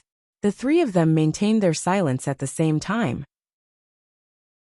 No matter who it was, in the moment before the mysterious veil of the temple was lifted, they would probably find it difficult to hide their excitement and fear. This was a kind of excitement and fear toward the unknown. It was human instinct. A long, light gray eve appeared above the stone steps and reflected itself in their eyes. Haitang and 13th Wang's bodies froze slightly and paused. Fan Xian broke away from Haitang's support and stared at the gray eve calmly, almost crazily, as he walked toward the top of the stone steps. Under the long light gray eve was a black stone wall. Just like this, as the three of them walked, it slowly revealed its true appearance. A solemn feeling followed the temple as it emerged from the world of ice and snow and enveloped the entire world. The temple finally appeared in front of the three of them. It appeared so calmly and naturally that it made the three of them feel a trace of disbelief. They had searched for it for thousands of miles in the crowd, dreamed of it, suspected that they had entered a dream. The temple that tens of thousands of people had searched up and down for thousands of years had actually appeared just like that. They could not help but feel a strange emotion. Standing at the top of the last stone step, Fan Xian's hands outside his leather jacket trembled slightly. He looked woodenly at the temple in front of him and was unable to speak for a long time. Beside him, Haitang and 13th Wang found it even harder to suppress the emotions in their hearts. With perplexed expressions, they looked at the magnificent building. The temple was very large. At least, it was impossible to build such a grand temple with the construction skills of the human world. The tall black stone walls were like unmelting black ice that stretched in front of the three of them. The long light gray eaves extended all the way to the end of the platform above the stone steps. No one knew how many secrets of history and heaven and earth surrounded it. To be able to build such a grand temple, the platform at the end of the stone steps, hidden deep in the snowy mountains, was extraordinarily large. It was many times larger than the square in front of the Qing royal palace, which could hold tens of thousands of people. The thing that gave the three of them the most direct sense of pressure and grandeur was the front door of the temple in front of them. This door was at least 27 feet tall and immeasurably deep. Its color was a simple and unadorned dark color. The three of them stood on the stone steps. They were still dozens of feet away from the front door of the temple. Because the front door was too tall and large, it made them feel as if it was right in front of their eyes. The pressure it gave off was very powerful. It wanted to make one fall to the ground and worship endlessly. Standing on the platform in front of the temple, Fan Xian, Haitang, and 13th Wang were all the most extraordinary young people in the world. However, in this grand square in front of the temple, they were like three lost ants in the grass. Suddenly raising their heads and finding a large tree blocking the sun, they were shocked speechless. The only person who could maintain his calm was probably Fan Xian. After all, he had seen Jin Mao and the Three Gorges Dam in his previous life. He knew that the temple in front of him was certainly a miracle in the eyes of the people of this world. In his eyes, it was nothing more than a pretty building. It was difficult for one to see the ocean as water. It was difficult for one to see Mount Wu as clouds. In the past, Fan Xian could not explain these words to Zhuang Mohan and Sirhan. Presently, in front of the temple, Fan Xian found a new explanation. One's horizons and experience determined the height one stood at. Because he had experienced it, it was difficult to be intimidated. Fan Xian was not more outstanding than Haitang and 13th Wang. It was precisely because he had experienced a more developed civilization in his previous life that he appeared much calmer. Even so, with the temple in front of him, it was still difficult for him to suppress his nervousness. He stared fixedly at the doors of the temple in front of him and was silent for a long time. In an instant, he lowered his head and looked at the green stone steps under his feet. He thought of decades ago, when Master Ku He, whose body was already extremely broken, had used his palms to slap the stone steps under his feet and cried bitterly. Now the three of them could be considered much calmer. After calming his emotions, Fan Xian suddenly raised his head. His pupils constricted slightly as he stared at the large signboard above the doors of the temple. Just as Shaoan had said in the cave, because it had been too long, what was written on the signboard could no longer be seen clearly. There were only some incomplete symbols left. In Shaoan's narration, perhaps these symbols were the mysterious decree of heaven. In Fan Xian's eyes, these symbols that had finally appeared in front of him represented an even more shocking discovery. Fan Xian stared in a daze at the only remaining Wu on the signboard, as well as the three symbols below it. One up, one down, one up, one down, two circular arcs put together. It was the entire content of the symbol. He extended his finger into the cold air and unconsciously began to move along with the symbol. Ever since the 5th year of the Qing calendar, he didn't know how much effort he had put into this Wu and these three identical symbols. He had also asked Uncle Wu Zhu and Siga Jian for guidance. After all, there was too little information, so he had come up with nothing. Now this Wu and these symbols had finally appeared in front of him. How could he not feel agitated? Fan Xian noticed the position of the incomplete Wu on the signboard, as well as the position of the three symbols. A bright light flashed through his mind like lightning. It made him completely stunned. His legs seemed to be out of his control as he walked in a daze toward the doors of the temple. Haitang and 13th Wang finally awoke from their shock at seeing the true appearance of the temple. They immediately noticed Fan Xian's abnormality and nervously followed him toward the doors of the temple. Fan Xian's gaze was still locked tightly onto the large signboard as he muttered to himself. He spoke faster and faster. It was impossible to tell that he was a patient. An excited flush rose to his face. What heavenly seal? If this isn't the letter M, what else could it be? Fan Xian's tired gaze had been completely replaced by a bright light of complicated emotions. He gritted his teeth and laughed foolishly. Looking at the large signboard, he finally understood what the temple was. He finally knew that the deduction he had never told anyone was correct. The tracks in the snowy mountain were not used to transport the stone steps to the sky beyond the mountain. Instead, they were used to transport the entire temple to the sky. The temple also needed energy. It needed sunlight. That was why it had appeared in front of the people after the polar night. It was this point that allowed Fan Xian to confirm that the temple was not a miracle. It was just a building whose exact use was still unknown. More importantly, he was finally sure that the ground he was standing on was still that blue planet. It was the Earth he had once mentioned to Dabao under the boundless starry sky. Fan Xian's lips were pale. Trembling, he said to himself, "If this is the Earth, then what is this temple? 3M's a thing. I didn't have such a large museum at the time." Endless emotions rushed into his mind, making him feel somewhat embarrassed. His cheeks were red, his lips were pale, and his eyes were somewhat lost.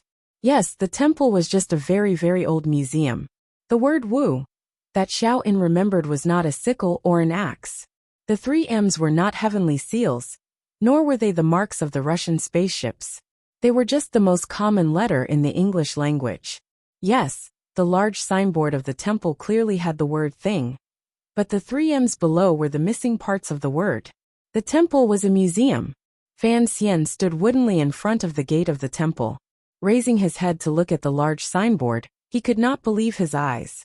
If the world he was in was the Earth, then when was this museum, which clearly had a history of tens of thousands of years, built? Where were the people who built these museums? Why did such an existence exist in the world? Why did this museum become the temple that people spoke of? Thinking of the vague legends in human history, the Tianmai beings, the messengers of the temple, and the martial formulas and chests that had been stolen from the temple by his mother, Yi Qingmei, Fan Xian's body trembled uncontrollably. He felt as if he had found the greatest secret of this world. But he found that there were still too many questions that he could not explain clearly. Fan Xian coughed violently. In front of the dark gate of the temple, in front of the gate that looked like a book of history, he stooped down. An angry and helpless voice rang out from his chest. "What kind of F***king museum is this? This is a military museum." An emotionless voice rang out from the gate of the temple. It seemed to only want to answer Fan Xian's question, which was full of frustration and panic. Yes, the temple is a museum, and a military museum at that. When Xiao Yezi transmigrated, she could not have brought that chest with her. That chest has always been in the temple, but she stole it. I have always said that the cute Xiao Yezi is a thief. Comrade Fan Han, in the chapters of the Temple of Eternal Night, once wrote a book review. He guessed that the temple might be something, and that the symbols are the Soviet sickles and axes. Many other readers have made similar deductions, and they are all very powerful. However, from the beginning of this book, I set the temple as this because of my personal preference. I like interesting things, and that is why I am obsessed with the story. In this world, in this story, other than transmigrating, everything else needs a reason.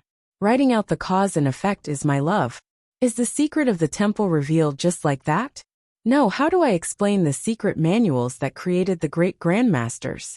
In the past, there was a mountain, and in the mountain there was a temple. In the temple, there must be a person. The next chapter will slowly tell everyone about the origin and story of the temple. There is much more, and I have to write slowly. I have never tried to work during the new year. This year is the first time. I found that it is indeed not something a human should do, so I applied for leave. Now is the most important end of the Qing dynasty, so I will write slowly. I do not want to squeeze time to write to ensure that there are updates. That would be the worst. In the next few days, I will still not update. I think everyone is used to my laziness, so I will not say too many apologies. I earnestly flattered everyone, and did not disappoint them. I bowed deeply and left the stage. Chapter 750. The wind and snow stopped. Hearing the calm voice, Fan Xian's pupils constricted. He looked warily at the heaven-like wooden door in front of him. He didn't know what kind of monster would run out from inside. After a long time, the temple in the depths of the snowy mountain remained silent. After the voice in the temple answered Fan Xian's unconscious angry question, it seemed to have sunk into some complicated thought process, and sank into silence. Immediately after, the strangely large door in front of the temple silently opened a crack. When such a heavy door opened, it didn't make a single sound. It made one shiver even though it wasn't cold. The temple door opened at a 15-degree angle. From the front, one couldn't see the scenery inside. However, this silent opening seemed to indicate some kind of invitation from the person in the temple. Fan Xian's heart began to thump, and then he forced it to calm down. He narrowed his eyes and looked at the shadow of the temple door. There was not a trace of expression on his face. Unexpectedly, he slowly sat down on the shallow white snow on the stone platform. He had thought that it would be like decades ago. When Master Ku he was about to open the temple door, a black shadow would come out like lightning and give them a powerful blow. However, when the temple door opened, there was not a trace of movement. Could it be that the person in the temple also felt lonely and cold? Did the person in the temple hope to see them come? The mountain of treasures was in front, hell was in front, heaven was in front, and the scene of flowers and snow was in front. It was only a short distance away, yet Fan Xian sat down. A slightly bitter smile hung from the corners of his lips. He closed his eyes and began to meditate endlessly. Haitang and 13th Wang did not understand the conversation between the voice in the temple and Fan Xian. After all, there were no museums in this world. They also did not understand why Fan Xian would sit down in front of the temple door. They stared in a daze at the open door of the temple. Nervously, they walked to Fan Xian's side, took out the weapons at their side, and began to stand guard for him. Haitang's weapon was still the soft sword at her waist. 13th Wang had found a wooden stick from somewhere.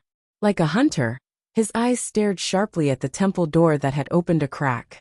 The three of them stood silently in front of the temple gate. The yuanqi in the surroundings was very thick. Fan Xian acutely sensed this, which was why he had closed his eyes and sat down. Before entering the temple, he had to at least ensure that he could move without hindrance. If he had to run wildly in a moment, he would at least not burden Haitang and 13th Wang. Since the temple was right in front of them, and the temple doors were already open, they had waited for tens of thousands of years. Why was there a need to rush at this moment? After an indeterminable amount of time, Fan Xian slowly opened his eyes. The 36,000 pores on his body greedily absorbed enough yuanqi to repair a great deal of the wounds in his meridians. The zhenqi accumulated at the back of his waist could finally try to slowly flow. His spirit was much better, and he was ready to enter the temple. Fan Xian's eyes landed on the door of the temple. 13th Wang was also staring nervously at it. With two crisp chirps, a little bird walked out childishly from the door of the temple and chirped at the three people outside. The bird's body was green and beautiful. It gave off a sense of purity. Outside the temple, the three people looked at the bird's arrival and couldn't help but start. They hadn't thought that the person coming to the temple to welcome guests would not be some demonic immortal general, but a bird. The green bird was attentively watching. "Let's go." Haitang looked at the beautiful green bird, and her heart trembled slightly. She unconsciously said this, and helped Fan Xian up from the snowy ground. Fan Xian's spirit was much better. He thought for a moment and then said, "Let's go in." One temple, one world. Behind the door was another world. However, what was different from what people imagined was that behind the gate of the temple was not a beautiful fairyland. It was also different from what Haitang imagined. That green bird flew away with a chirp, and there were no more cute creatures that came to welcome the hardworking traveler. Inside the temple was a square, a very large square. There were some large buildings scattered around the square. Although these buildings were tall, they were all blocked by the black stone wall outside. The people under the snowy mountain would not be able to see them. The materials and style of these buildings, as well as their height and breadth, were not at a level that the world people lived in could reach. On the walls on either side of the path, there were traces of extremely dilapidated murals. One could still faintly see a thread of lines and some very dim colors. Fan Xian and the other two walked along the path inside the temple. Raising their heads, they saw a snowy sky. Lowering their heads, they saw a snowy ground. They only felt that the world was still so quiet. The legendary scenes and scenery around them did not seem to exist in reality. The three of them were like three little black dots walking silently along the path. The voice in the temple did not ring out again. It was as if the people in the temple did not care where they came from, and couldn't be bothered to guide them where they were going. Thus, Fan Xian and the other two only walked silently and casually along the path inside the temple. Their eyes calmly observed the eaves and large stone platforms of the buildings that passed by them. They appeared normal and casual, but waves of shock had long risen in their hearts. After all, this was the interior of the temple. No one in this world had probably ever entered. The land of legend and myth had finally appeared in front of them. What kind of complicated emotions were Haiteng Duo and 13th Wang suppressing under their outward calmness? Back then, Ku He and Xiaoan had only been outside the temple's door when they met the Black Shadow and Little Fairy. Fan Xian and the other two had actually walked into the temple. Fan Xian had to be calmer. He had already faintly guessed the history of the temple from the voice in the temple's reply. His gaze stopped on the remnants of the wall paintings on the two sides of the path.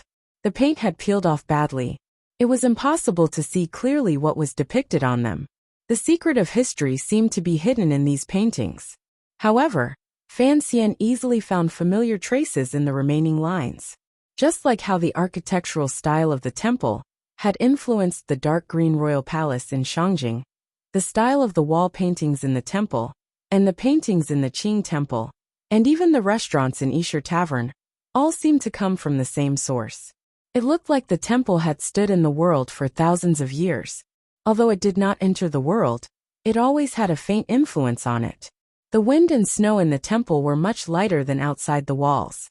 At this moment, the wind and snow had stopped long ago. There was only a thin layer of powdery snow on the path. Fan Xian and the other two's footprints were clearly imprinted on it, turning into a lonely line that went straight into the depths of the temple. Along the way, they only saw some broken buildings on the verge of collapse, and a cold and uninhabited wasteland. This place was not a fairyland, or the realm of the gods. Just as the emperor and Uncle Wu Zhu had said, it was just a broken place. Fan Xian pulled back his gaze from the footprints in the snow, and thought for a moment. He then continued to lead Haiteng and 13th Wang forward. After entering the snowy plains, he had become the leader of the three of them. Although his injuries had not recovered, and his illness had worsened, Haiteng and 13th Wang faintly sensed that Fan Xian had more knowledge in certain areas than most people in the world. In front of them, the small, agile, and beautiful green bird was still chirping. Appearing and disappearing, it led the three young warriors who had come to worship the temple through the thin snow. Accompanied by loneliness and silence, they walked forward. They roughly confirmed the range of the buildings inside the temple. It was a flat square. Without realizing it, the three of them had already walked to the center of the temple.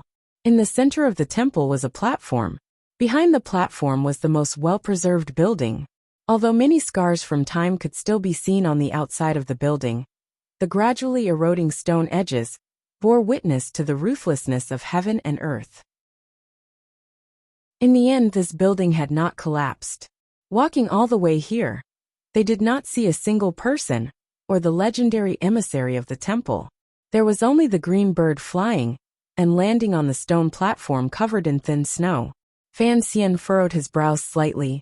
He found that the green bird had landed on the thin snow, but did not leave any footprints. The temple emissary did not appear. The silence of the voice confirmed another fact for him. Perhaps it was a mysterious reaction, but the three of them stopped in front of the stone platform. Looking at the green bird on the snowy platform, they were silent. It was as if they wanted to see it become a flower, or bring back a flower with its mouth. After waiting for an indeterminable amount of time, the oppressive silence in the temple did not change at all. Fan Xian's movements also did not change at all. His body was slightly trembling, but his heart was trembling slightly. Along the way, the traces of the buildings they had passed actually made him nervous. He faintly felt that these buildings were the remains of a civilization left behind countless years ago. Perhaps there was some connection between them and the world in his previous life. There is no danger in the temple. Those emissaries of the temple should have all died. Fan Xian's raspy voice suddenly broke the silence that had been maintained for countless years inside the temple. The green bird on the platform turned its head and glanced at him. Fan Xian's sudden words startled Haiteng and 13th Wang beside him. Ever since they had entered the temple, Haitang and 13th Wang's emotions had been shaken by the never-before-seen and never-before-heard enormous building remains, and the little green bird that seemed to be able to communicate. They had long lost the calm judgment they had in the world, and were perplexed. All dead. Haitang and 13th Wang had purely and unconsciously repeated Fan Xian's words. It was impossible for them to agree with his judgment. There was no danger in the temple. An illusory place that only existed in myths and legends had suddenly appeared in front of his eyes. Who could be like Fan Xian and forcefully say such a judgment? Haitang looked at the green bird on the platform. Her face was slightly pale. In a trembling voice she said, "Even if it is a broken fairyland, it is still a fairyland. Heaven and man walk different paths. One must have a heart of respect." The naive children of Tianyi Dao worshipped the temple deeply in their bones. Among the disciples of Qing Mountain, no one had ever inherited Master Ku He's valiant spirit, including Haitang. When people faced the temple and entered it, they all unconsciously felt that they were much weaker. What is there to fear? Fan Xian did not say this out loud. He thought viciously in his heart. Uncle Wu Zhu had said that there were not many people left in the family. One had died in the alley outside the manor. When his mother died, one had also died in the temple. Seeing that he had entered this place safely, and still no emissary from the temple had appeared, he could be sure that this rundown temple was just a wasteland. The temple was not a fairyland. It was just a ruin. After confirming this reality, Fan Xian no longer had any fear in his heart. He narrowed his eyes and looked at the green bird on the platform. Suddenly he said, "It looks like the emissary is dead. The immortals in the temple have long left, leaving only this fairy bird. Let's stroll around. Let's go back." Haitang and 13th Wang turned their heads to look at Fan Xian in disbelief. Their emotions were unsettled. They did not hear Fan Xian's lie. Of course, this was also because of the faint disappointment and sorrow that could not be wiped away on Fan Xian's pale face. His acting was too brilliant. Blind. Haitang was going to say that if the temple was truly so barren and broken down, if there was truly no supreme existence beyond the 6 directions, why didn't they try to find Wu Zhu's whereabouts and instead return without any success? 13th Wang's muscles were tense. He didn't know how to face this spacious and desolate temple. After experiencing so many hardships, they had finally passed through the snowy plains to reach this place. How could he be willing to return? Fan Xian coughed hurriedly and stopped Haitang's question. He only stared fixedly at the green bird on the platform. Everything in the world needed a reason. Since the temple was only the ruins of a civilization and a museum, then the voice in the temple had invited the 3 of them into the temple. Naturally, there was something he needed to do. Things developed as Fan Xian expected. The green bird on the snowy platform suddenly chirped a few times and flapped its wings toward the misty sky. It only flew about 100 feet high before it suddenly turned into countless spots of light and disappeared into the air. Haitang and 13th Wang's bodies trembled. Using their fastest speed, they moved closer to Fan Xian and protected his entire body. They were terrified that the change in the temple would cause Fan Xian, the weakest person, to die. Fan Xian was not afraid at all. He only narrowed his eyes and looked coldly at the slowly descending spots of light. The spots of light fell into the air above the platform and began to coalesce together like countless fireflies in the summer night sky. For some mysterious reason, they had arranged themselves into a certain shape. The spots of light gradually grew brighter and dimmer, revealing a gradually clearer figure in the air. The lines grew clearer. They could see clearly the flowing clouds at the corners of the sleeves, the black gold and jade belt at the waist, and the upturned shoes at the feet. An elder in a wide-sleeved ancient robe appeared in midair. It was impossible to see his features clearly, but it was possible to clearly see his existence. His feet were not standing on the platform. Instead, he was floating in the air. He was clearly there, but Haitang and 13th Wang could not feel a trace of his breathing or heartbeat. They didn't even feel his existence. Standing in the air, it was as if he wanted to go with the wind.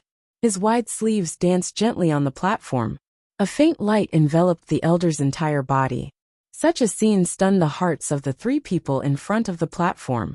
To be able to dance in the air and emit golden light. What level of cultivation was this? No, this was no cultivation. This was clearly a celestial technique. Other than the immortals in the temple, who else could appear in front of the people in such a way that made people want to kneel and worship?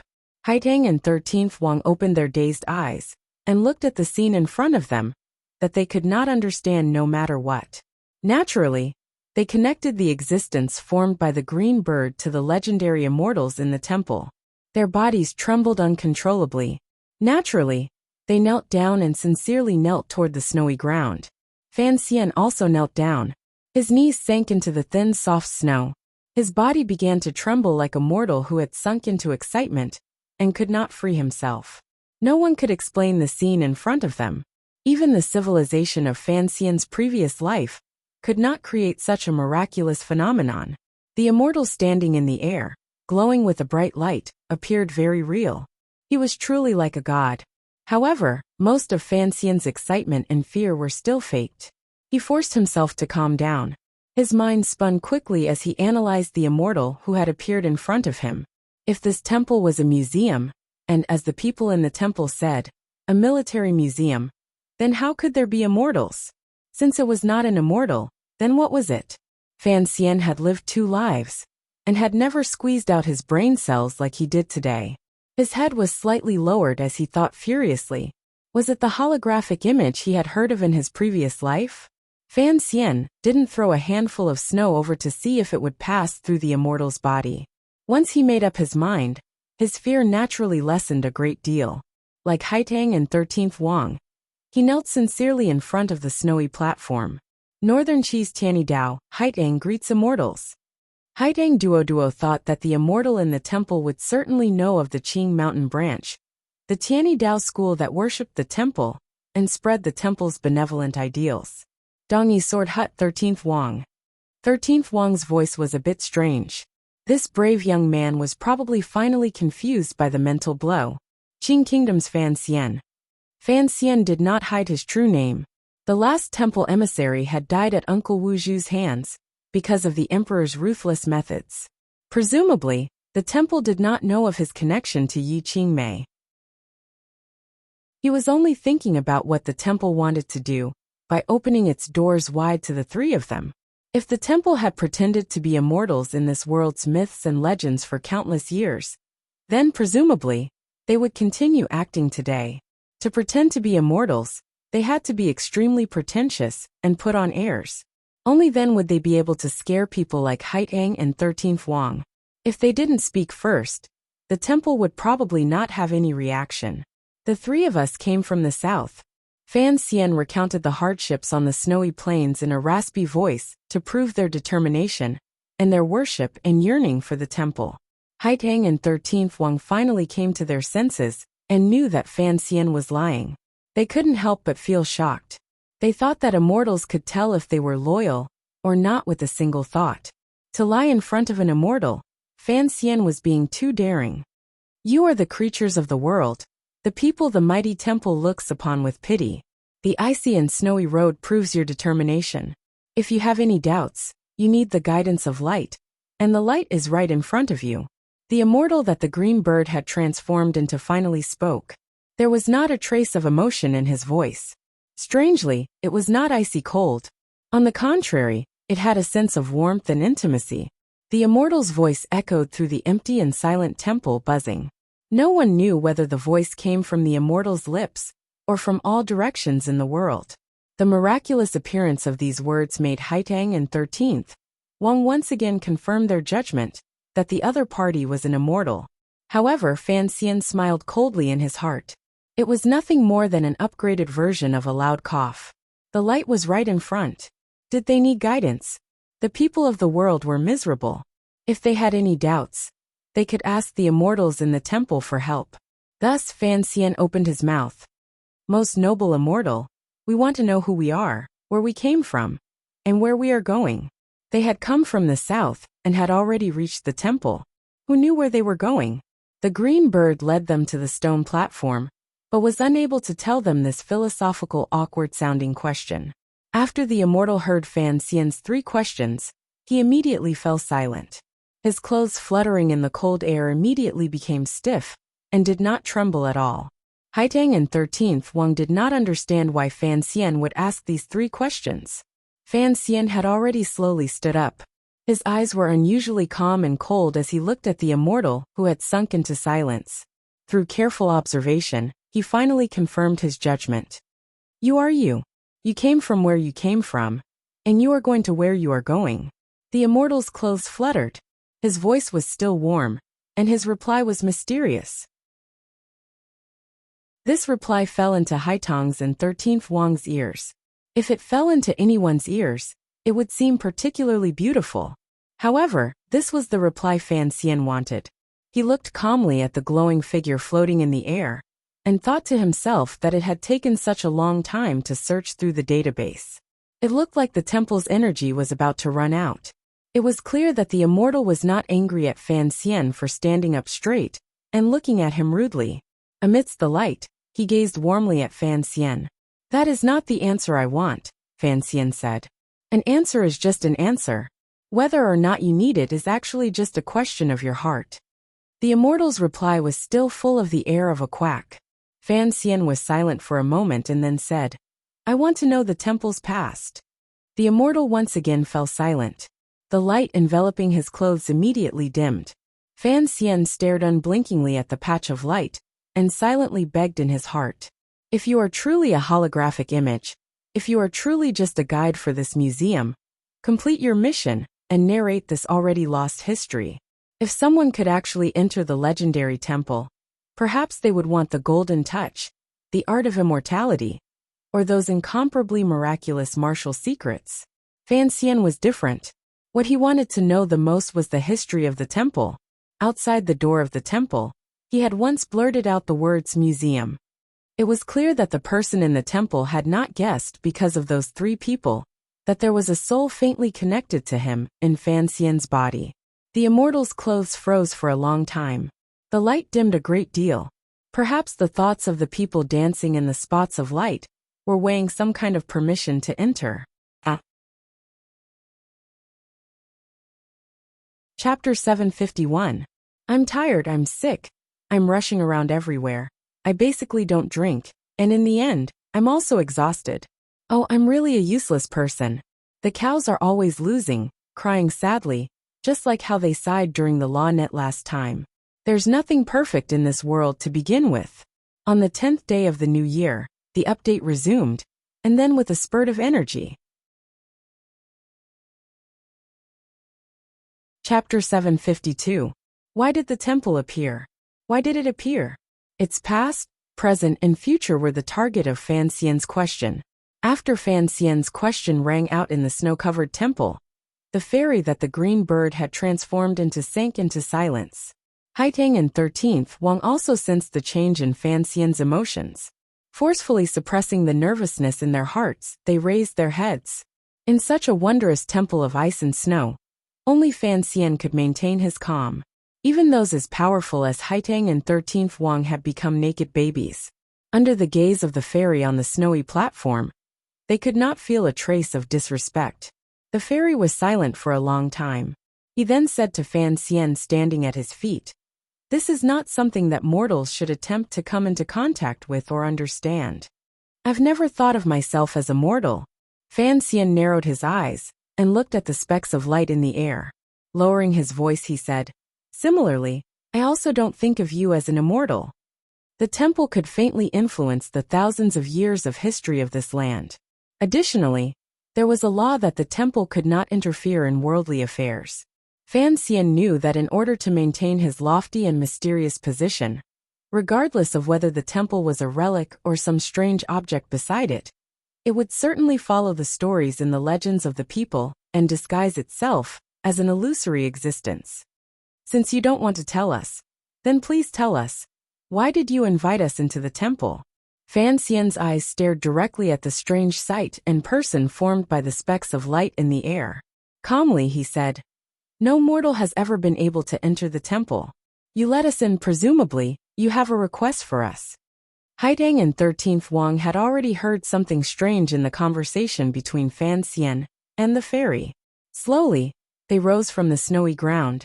They found that Fan Xian was still able to converse so calmly in front of a supreme existence, beyond the scope of common people's understanding. They truly admired him greatly. However, Haiteng Duo and 13th Wang still did not understand. Was Fan Xian really going to discuss some sort of deal with the fairy in the temple? Why was he not in a hurry to find the whereabouts of the blind master? Haiteng stood gently behind Fan Xian and followed his gaze to the sky. It was just this glance, but it had already used up all the courage in her body. It was also this glance that suddenly moved her heart. Fan Xian was standing in front of the fairy. Why couldn't she? I've had many professions in the secular world, but I'm still best at business, Fan Xian said. That is why I am a merchant who only cares about profit. I don't like to reap without sowing. I also don't want to do things that harm my own interests just to be shrouded in the light of the temple. Whatever you want us to do for the temple, you must pay a price. From the moment he entered the temple until now, Fan Xian's entire state of mind had become unusually clear and calm. Yes, he still did not have a definite understanding of the temple, but he had to force himself to calm down and not think of the other person as a god. He could only think of the other person as a real existence. Furthermore, he faintly guessed that this trip to the temple had gone so smoothly because the person in the temple had some request of the three of them.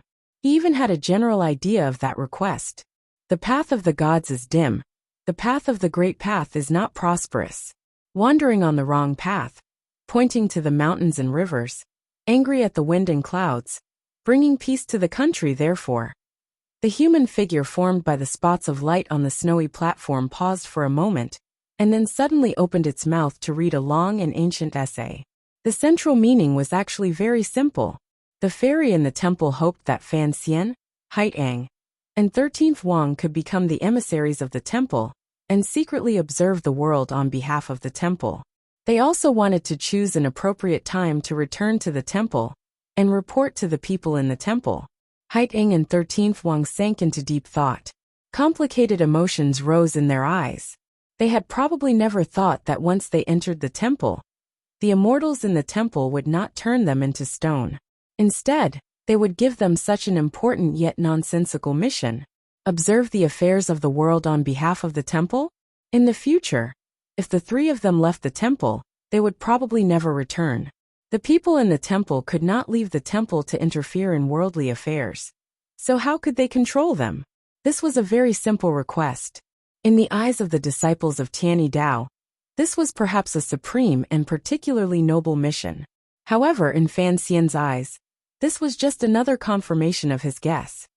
Could it be, this is the legendary Tianmai being? Crabapple Duodwa's heart trembled slightly as she thought of a term. In the legends, Tianmai individuals were known as the bloodline of the heavens. They would awaken once every several hundred years. Tianmai individuals could represent undefeatable battle prowess, or they could represent great talent and intelligence. These legendary figures would all disappear without a trace in the end. After Haiteng Duo left Qing Mountain, she was also promoted by the Northern Qi court as this generation's Tianmai being. She was known as a genius. However, she knew that she was not one of those legendary figures.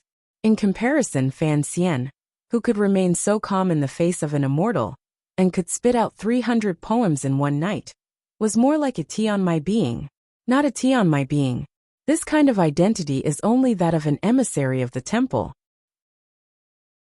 Fan Xian suddenly broke the silence and opened his mouth to explain to the two friends beside him. This temple has already been abandoned. Other than this immortal, there are no other emissaries that can observe the movements of the world. More accurately speaking, those emissaries have all died in the human world. If the temple does not want to be forgotten by the world, and not want to forget this world, it must find an emissary again. Coincidentally, the three of us came to the temple and gave this immortal a chance. Of course, for him, this was not much of a gamble, because he believed that the experts of the world would be very willing to investigate the world on behalf of the high and mighty temple. Even your teacher could not forget about the temple before he died, much less the other people. Fan Xian glanced at 13th Wang and lowered his head slightly. If you want to be, then be. Presumably, This is the first time the temple has chosen outsiders to be emissaries. They don't have any rules or regulations. Strangely, Fan Xian said these words in front of the immortal on the snowy platform. It was as if he was not worried at all about angering the immortal. Indeed, this was the case. There was not a trace of change in emotion on the immortal's old face formed purely from light. He only waited coldly and woodenly for the three people below the platform to reply. The emissaries of the temple have all died. Of course, there were not many emissaries in the temple to begin with. That is why you thought of using the three of us as your eyes. However, the problem is that you cannot control our actions after we leave the temple.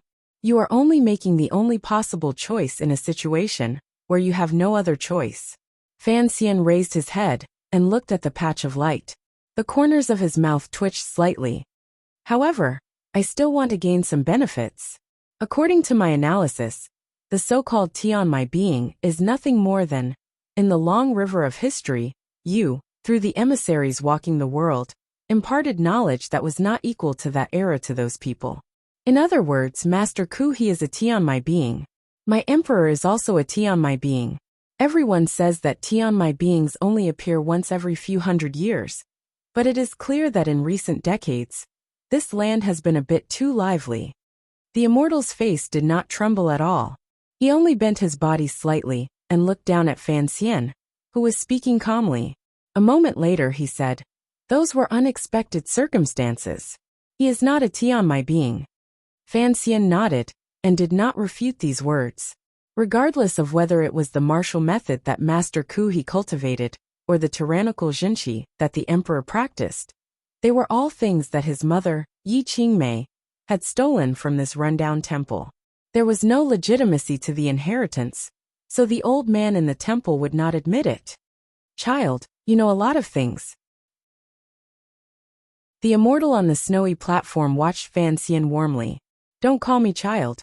I don't like being called that. As for the things I know, I do indeed know a lot. After all, I have my own thoughts. I am not like the emissaries you have sent into the world over the countless years, who have no emotions and thoughts of their own." Fan Xian did not shrink back, and looked back into the immortal's deep eyes. Calmly he said, "I even know that the large article you wrote earlier was actually all plagiarized phrases.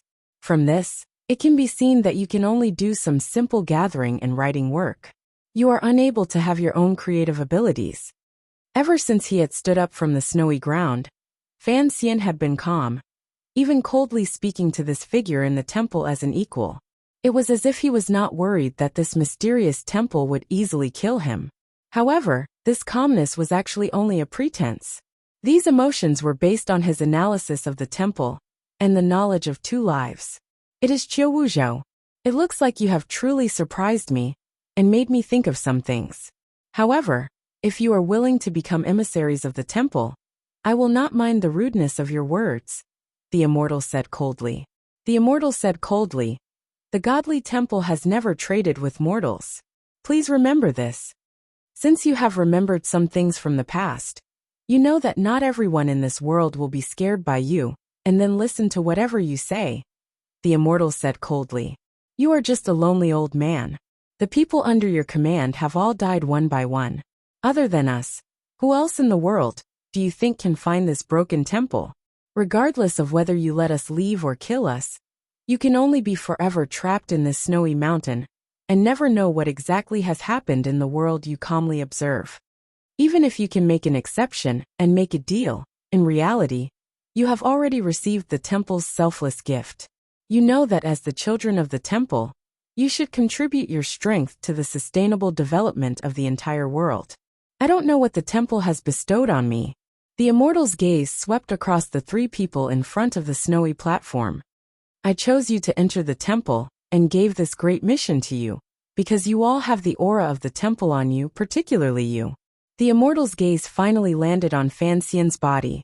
For Master Ku he to be able to become a great grandmaster, he had relied on the martial method that Yi Qingmei had stolen from the temple.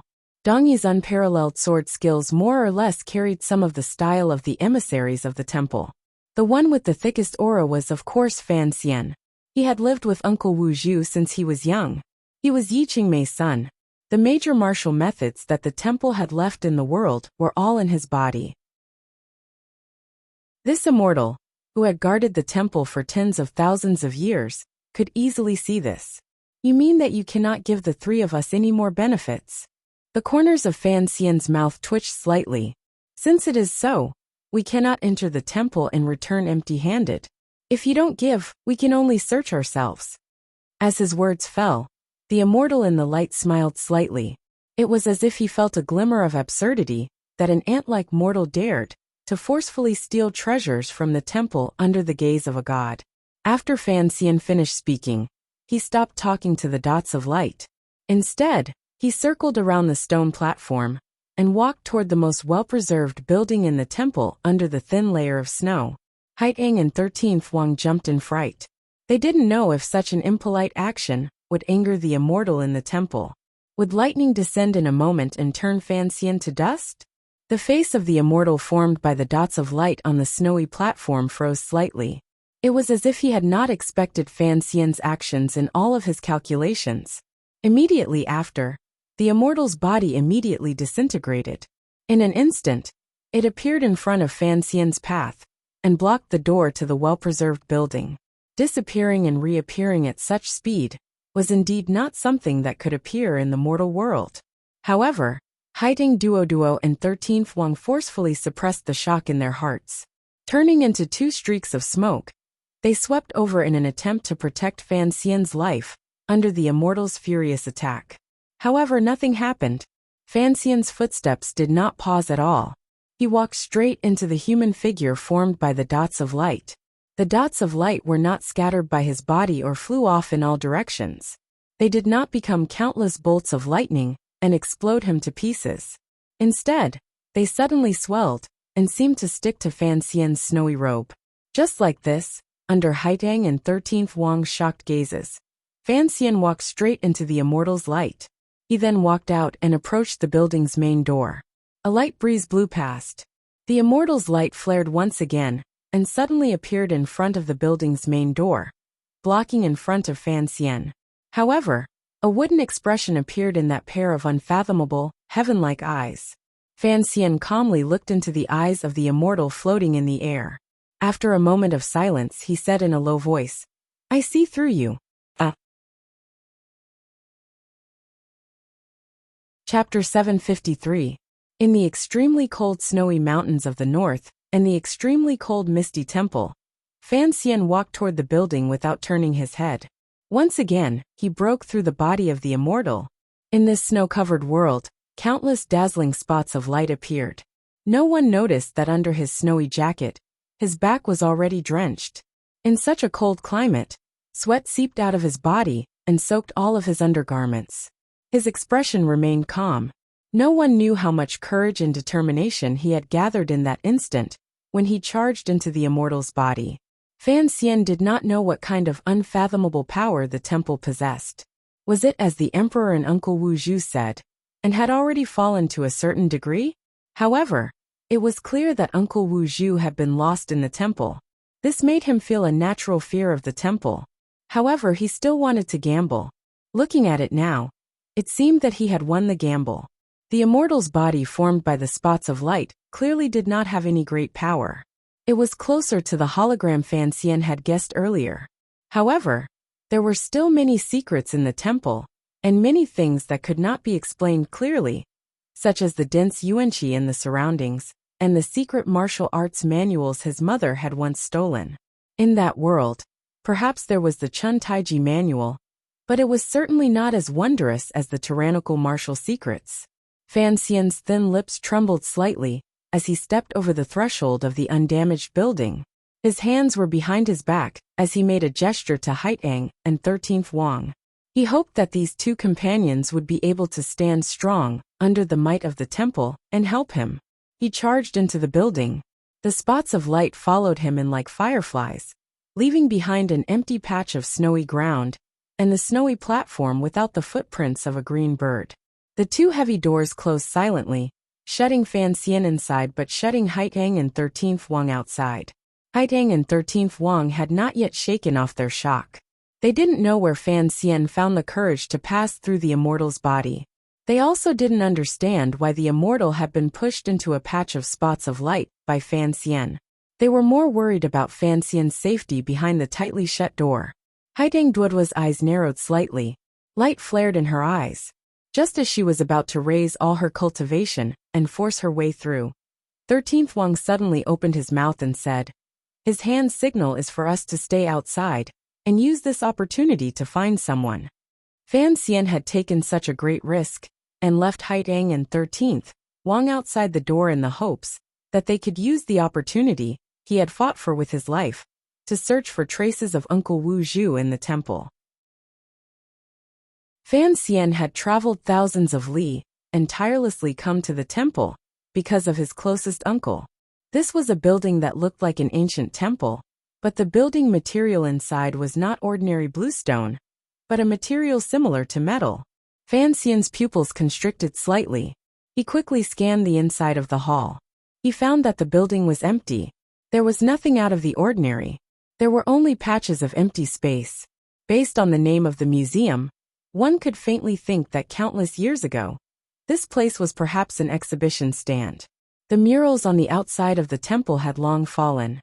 However, the murals in this building were still well preserved.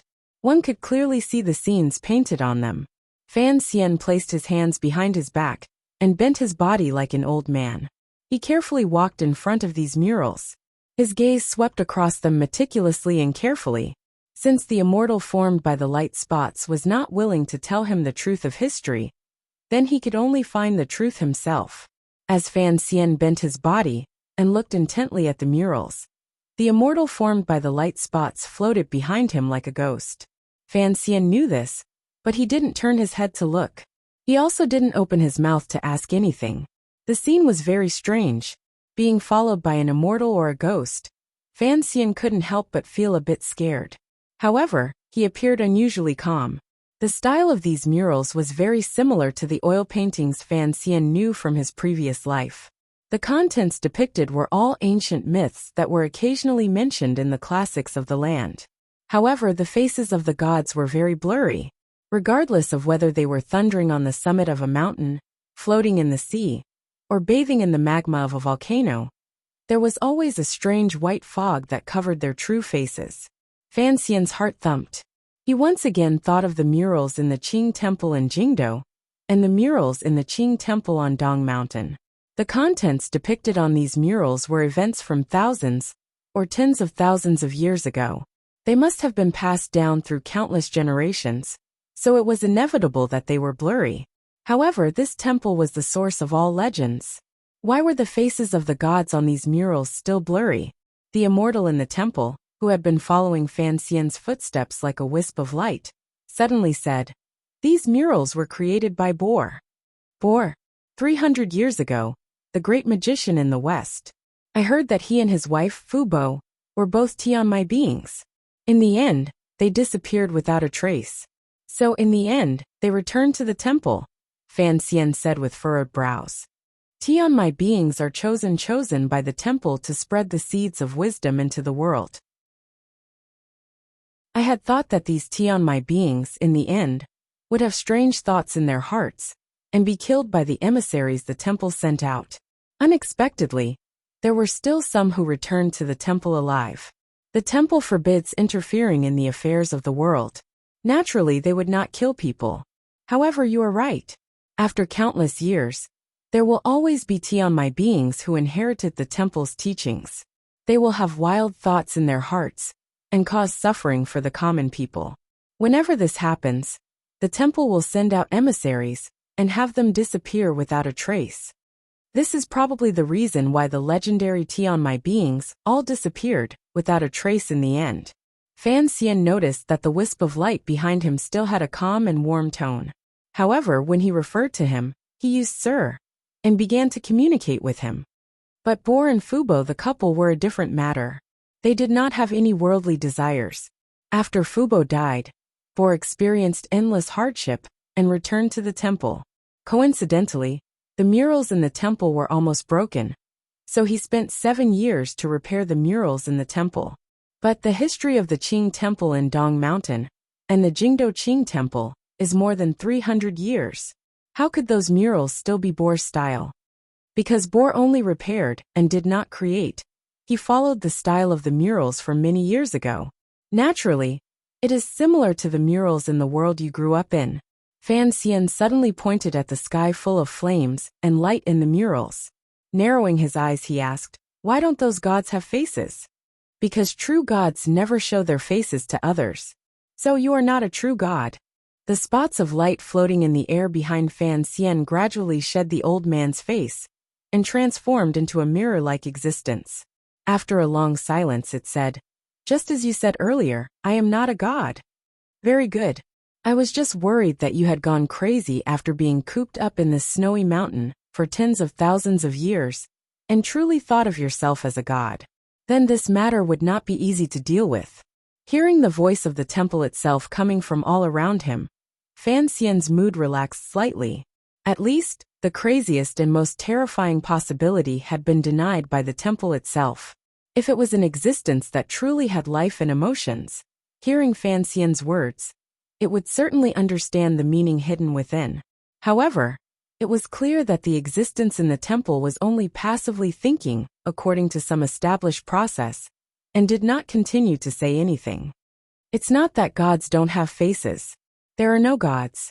For some reason, after Fan Xian said these words, his mood suddenly became desolate. If there truly were no gods in the world, then his existence and his mother's existence would remain unfathomable and without reason. Those are just some powerful machines or weapons. Fan Xian pointed at the gods on the murals that could split open the earth and said quietly, "I don't know what kind of weapons they are. Atomic bombs or neutron bombs. In any case, they are all very terrifying things." After the thread of light floating in the air heard Fan Xian's words, the mirror-like surface suddenly gave off a powerful ripple. It was as if it was undergoing intense thinking. Perhaps it was because Fan Xian had said something it had never imagined it would hear, that made it unable to analyze it clearly in a short time. The light in the building was not very dazzling. It was faint and gently sprinkled on Fan Xian's body, like it was giving him a layer of holy light. Perhaps it was because of the need to preserve the exhibits, or because the temple's energy was about to run out. But the light was not very bright. Fan Xian walked forward silently until he had seen all of the murals. Only then did he return to the center of the building. Turning his head back to look at the thread of light floating in the air, he was silent for a long time. He then said, "By now, you should know that I am not a normal person. My two companions are not here at this time, so I think you don't have to be afraid of anything. You can tell me about the temple's origins." The mirror-like surface formed by the light sank into a deathly stillness. It seemed to be analyzing whether or not Fan Xian's request could be approved. Throwing a brick to attract jade. "Let me throw a brick first." Fan Xian coughed and felt a wave of weakness. Slowly, he sat down on the icy ground.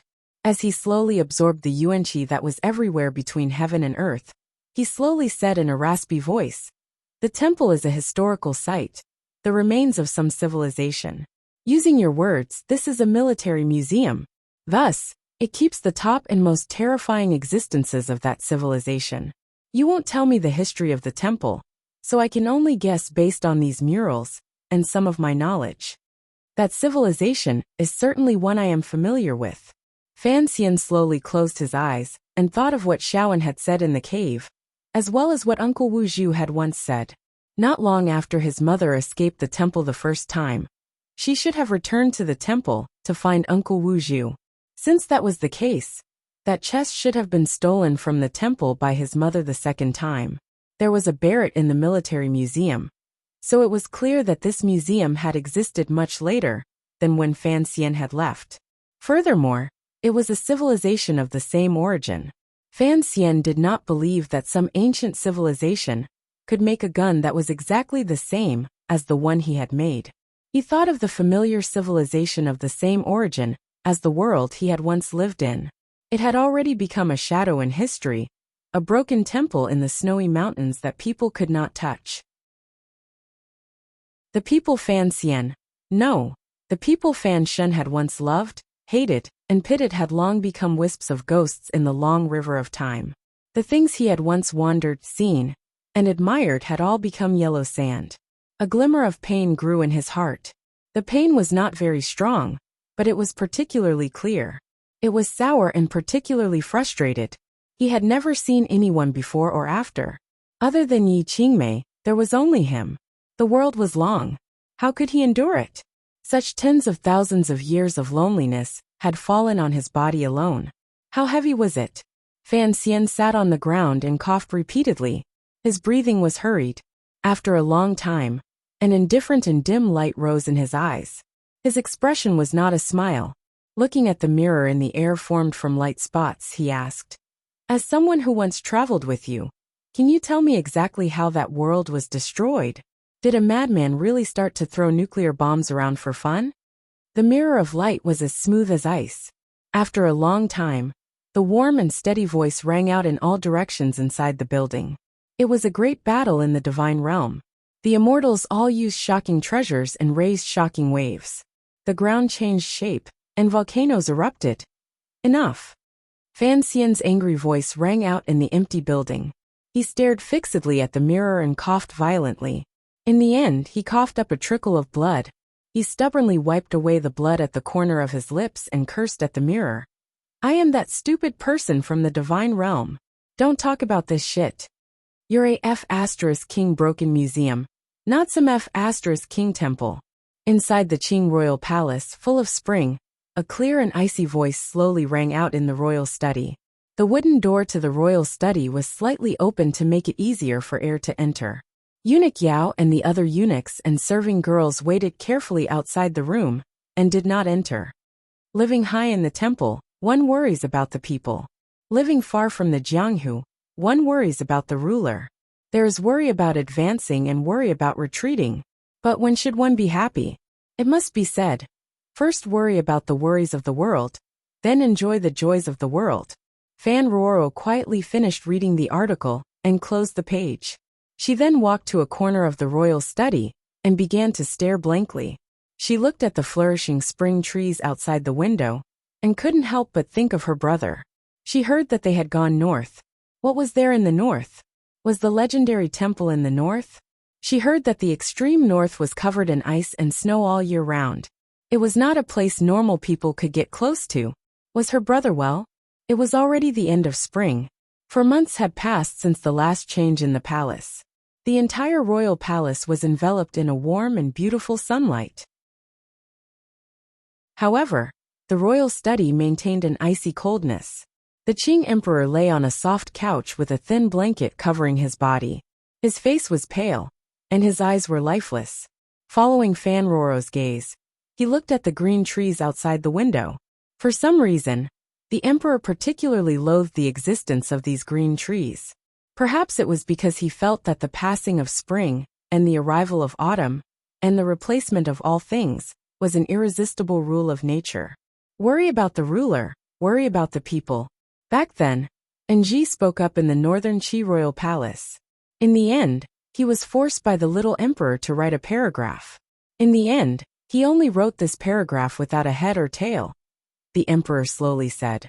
The emperor opened his mouth and slowly said, "I just don't understand. How could a boy who could write such words do such a disrespectful thing?"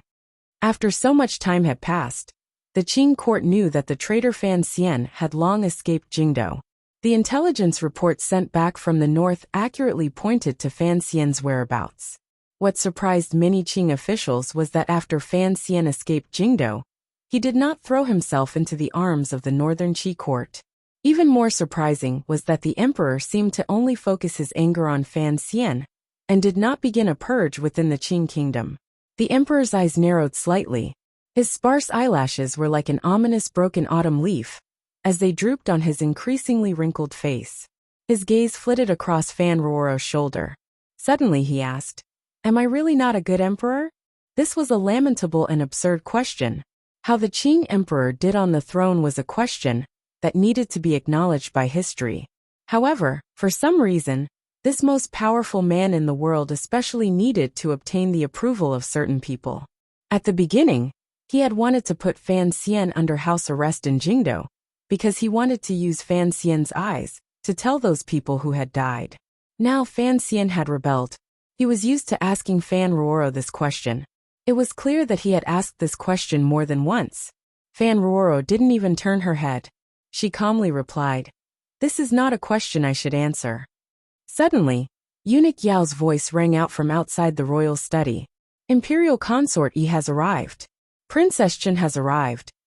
Before he had finished speaking, Imperial consort Yi and Lin Wanner walked in.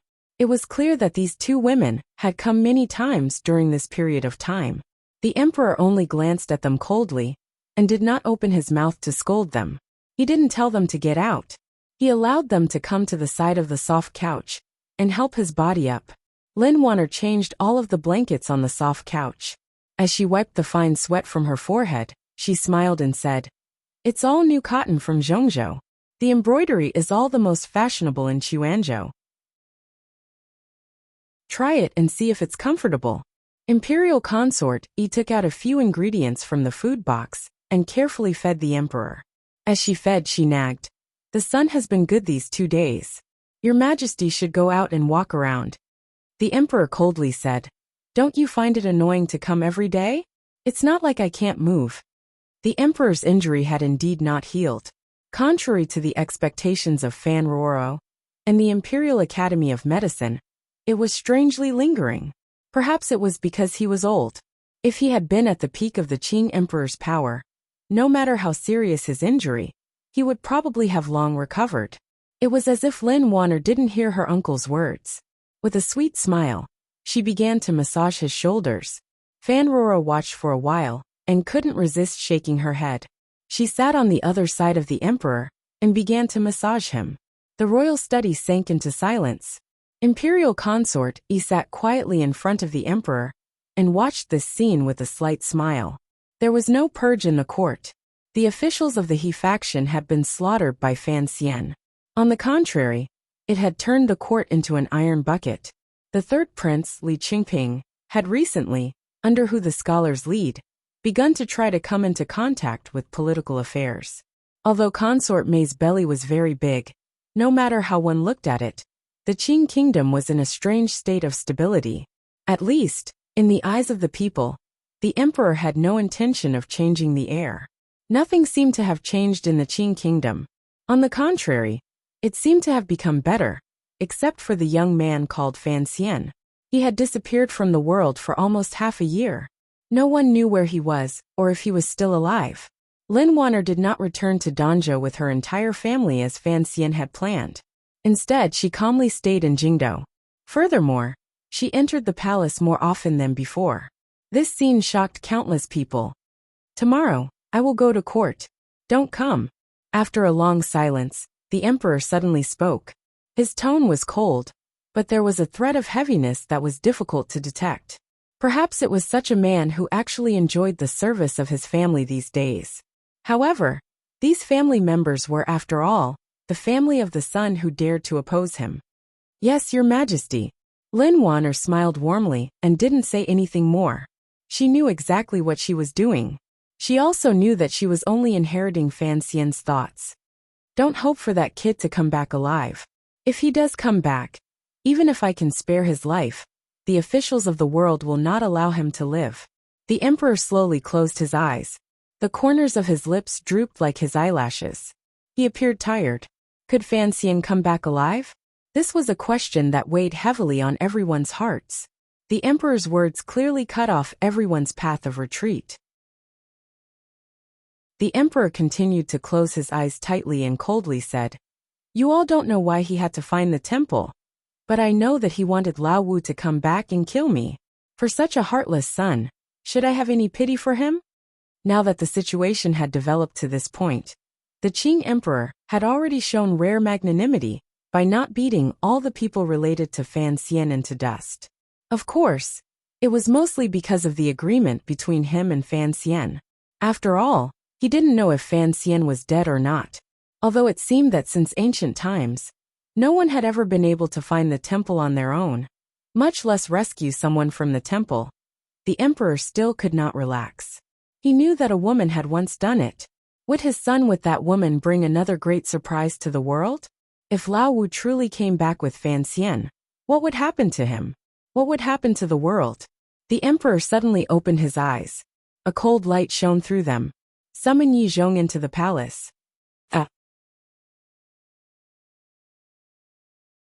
Chapter 754.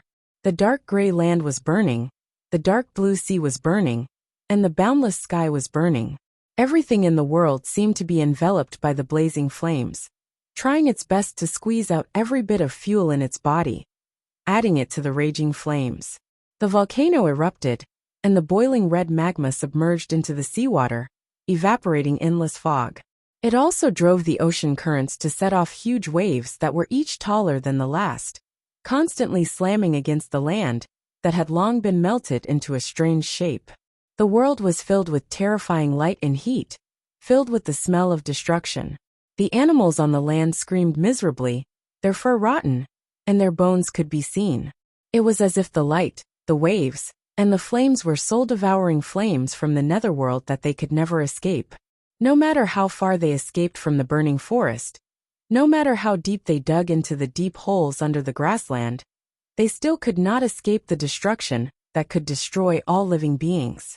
The animals in the sea were also swimming uneasily, desperately avoiding the heat and poisonous gases that surged out from the deep trenches at the bottom of the sea.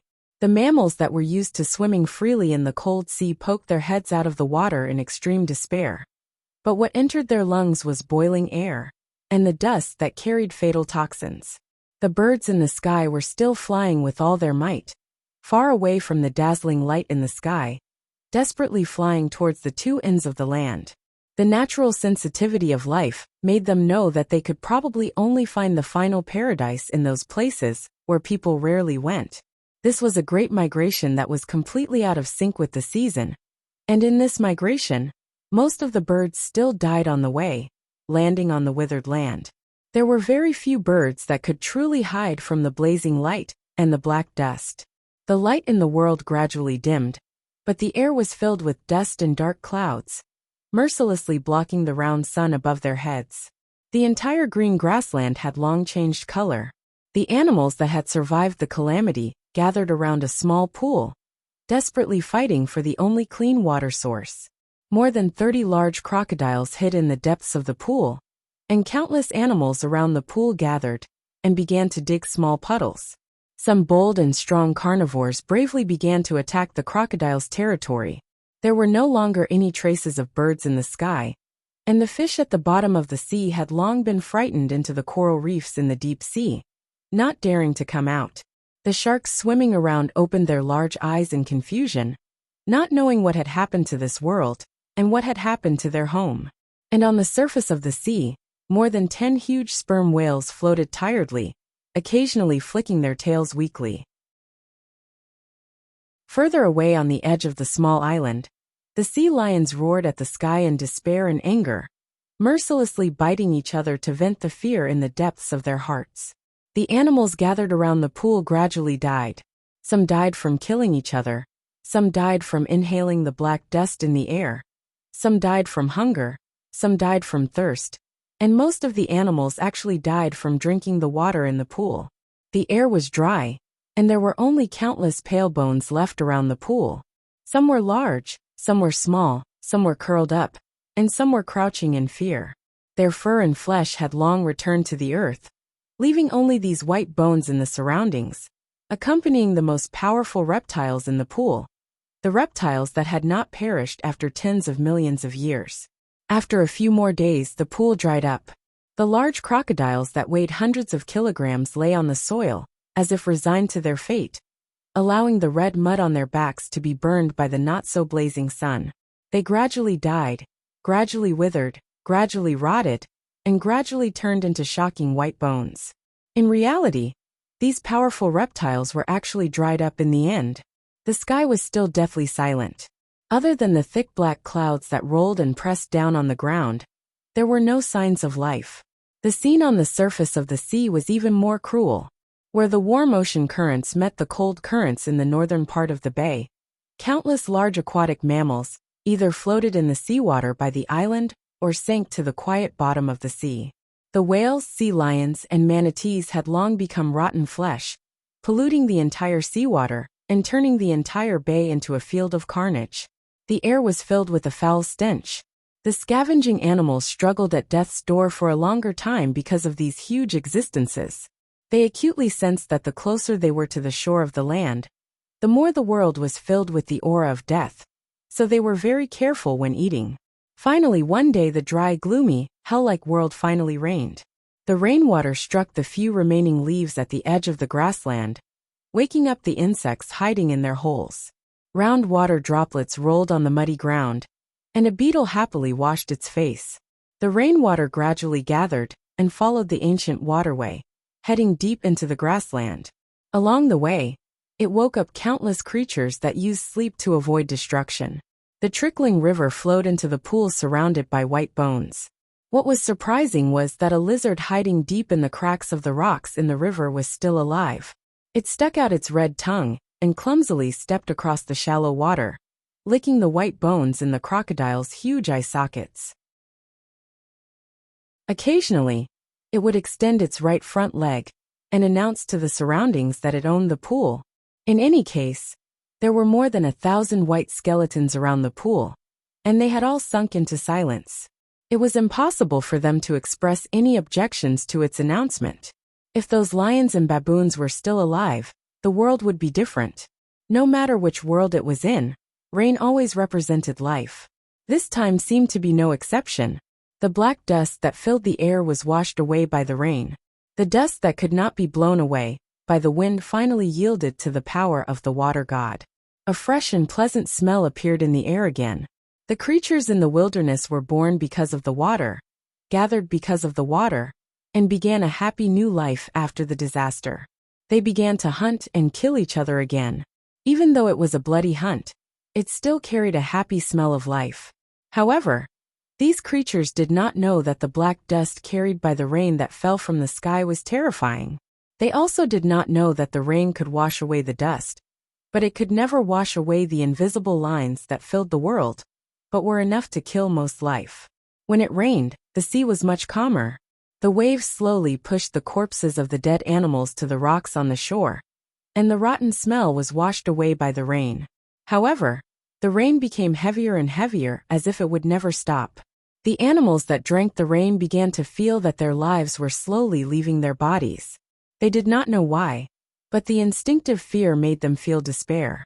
In the pouring rain, they used the last of their strength and began to carry out a cruel and ruthless killing. They did not even spare their own compatriots.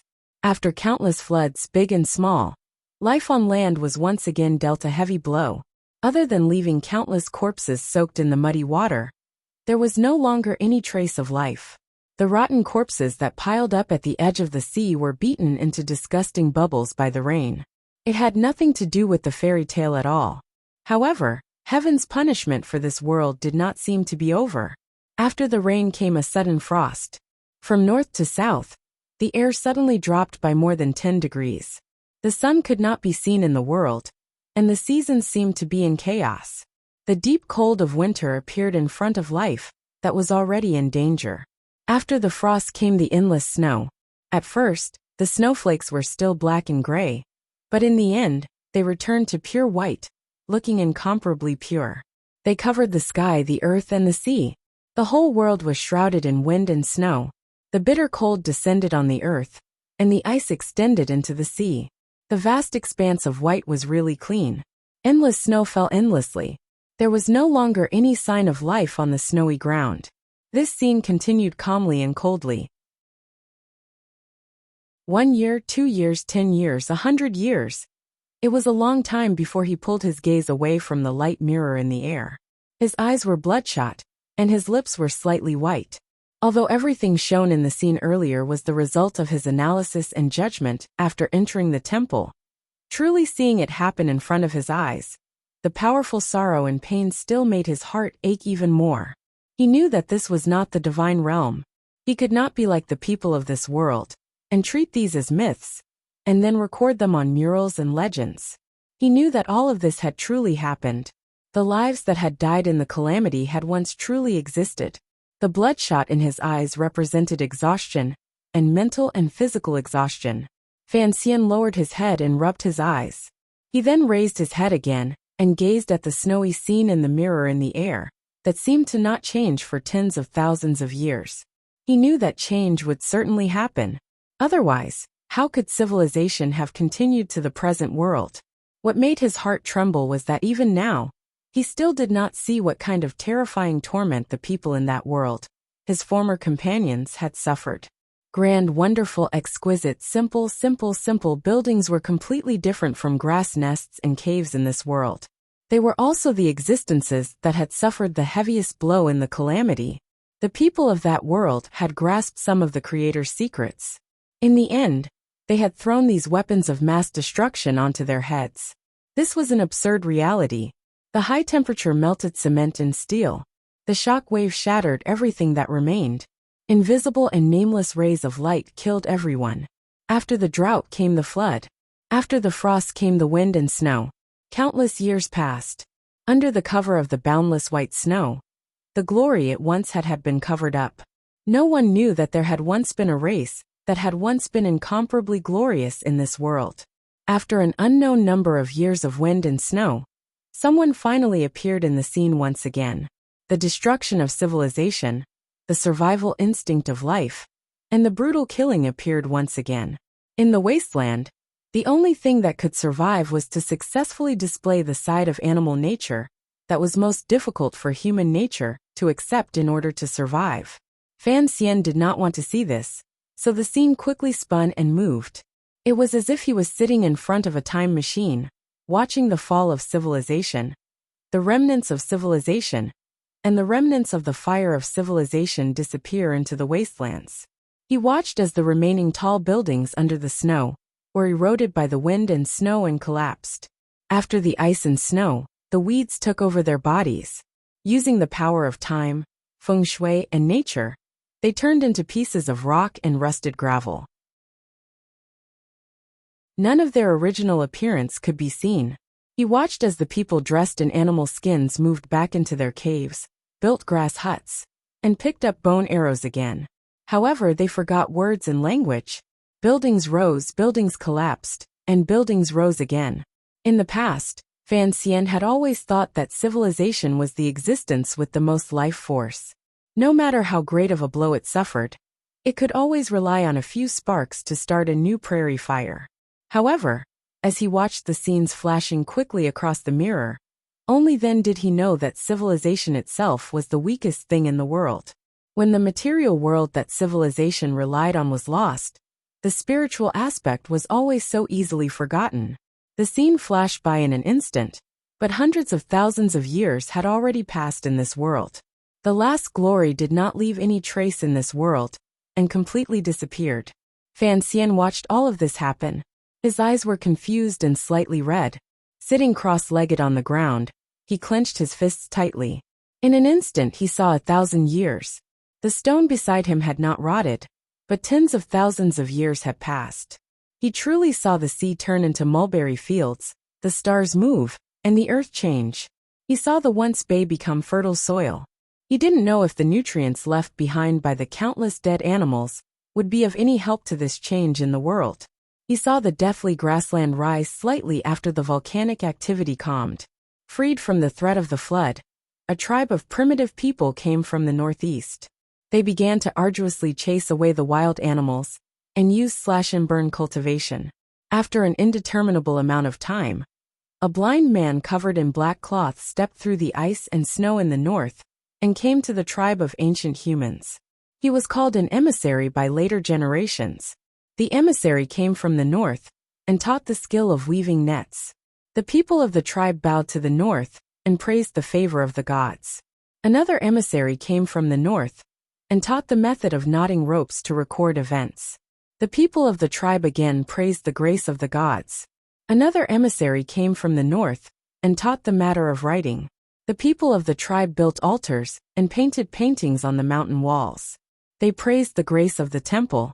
Fan Xian buried his head deep into his knees. His hurried breathing made his back rise and fall. He was silent for an indeterminable amount of time. He finally understood most of the things. Ever since he confirmed that this was Earth, there were many things he did not understand. Why did the words used in this world just happen to be the words he knew in his previous life? Why did the words in this world not seem to have undergone an overly complicated process of evolution? It was as if they had been like this from the beginning. I have a question. Why is it that everything is gone, but you, or perhaps the temple, is still able to be preserved? Fan Xian's voice was very raspy. He had basically confirmed that the time of the calamity should have happened after his death.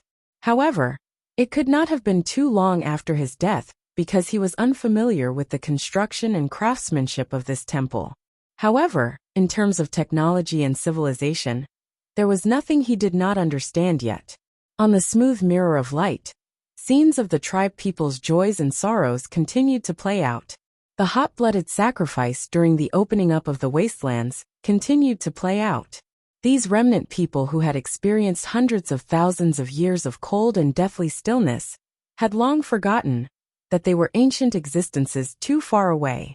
However, they were, after all, humans who had already evolved once. When the environment of this world allowed them to move about relatively freely, the intelligence hidden deep in the collective unconscious finally exploded.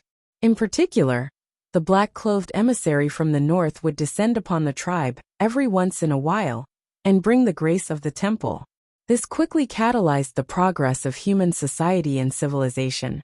Just like a game with a plug-in, the scene in the light mirror progressed extremely quickly.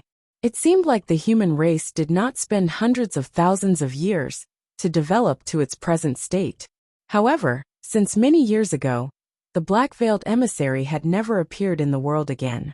The ones who took up this task were the emissaries who walked the world, as well as the Tianmai practitioners who were taught by those emissaries. When Fan Xian asked his question, the scene in the mirror just happened to stop on a lone peak.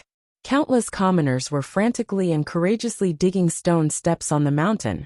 They then transported stone and wood to the summit of the mountain to build a temple there. This lonely sea was by the sea. Half of the mountain was like green jade and as smooth as a mirror. It faced the sun of the East Sea. It was the Dong Mountain that Fan Xian was very familiar with and had even personally climbed. The temple's voice once again rang out in all directions. Its tone was still warm, but there was still no hint of true emotion. For the museum's beautiful appearance to be preserved, it is all due to luck. Using the words of the people of the world, this is fate. Yes, other than fate and luck, what else could explain the ruins of a civilization from hundreds of thousands of years ago still lying quietly in the snowy mountains, calmly and warmly watching each step of the remnant people of the world? Perhaps only the eternal and unchanging ice and snow could withstand the power of time. Nature's unintentional destruction did not make the temple disappear without a trace in the long river of time, like those grand buildings. The temple used solar energy. Perhaps this was one of the reasons. However, it was clear that the ancient war could not bring about such a large change in the world. Did something big happen to the earth itself? Fan Xian could have thought deeply about this question, but the emotions in his head were unusually violent, particularly when he saw the black-clothed blind emissary and the scene on the jade wall of Dong Mountain that appeared at the end. It made his mouth dry and tongue dry. He was unable to speak. If everything in the scene was true, then what was Uncle Wu Zhu? A prophet of the entire human society? A teacher? Thinking of how he had grown up with Uncle Wu Zhu and had truly lived by the side of a legend, Fan Xian's body couldn't help but tremble. But I don't believe that you are the only place left in the world. Fan Xian's raspy voice trembled. It sounded strange. That doesn't make sense. Time can prove everything. I have spent hundreds of thousands of years in this world and have not found a similar existence. The temple's voice rang out calmly by Fan Xian's ear. The voice of the temple rang out beside Fan Xian's ear. It was very calm. For me to be able to survive until now and continue to complete my mission of helping humankind, on one hand, is luck.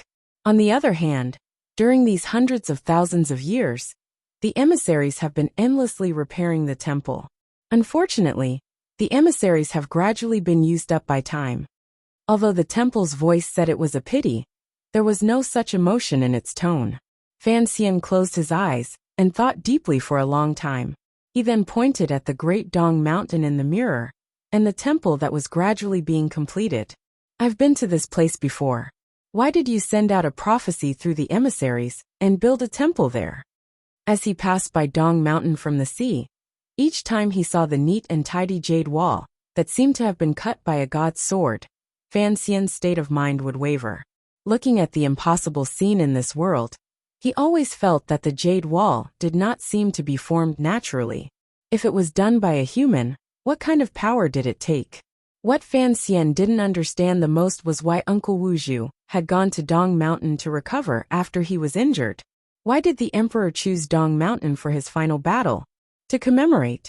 The temple's voice was silent for a moment.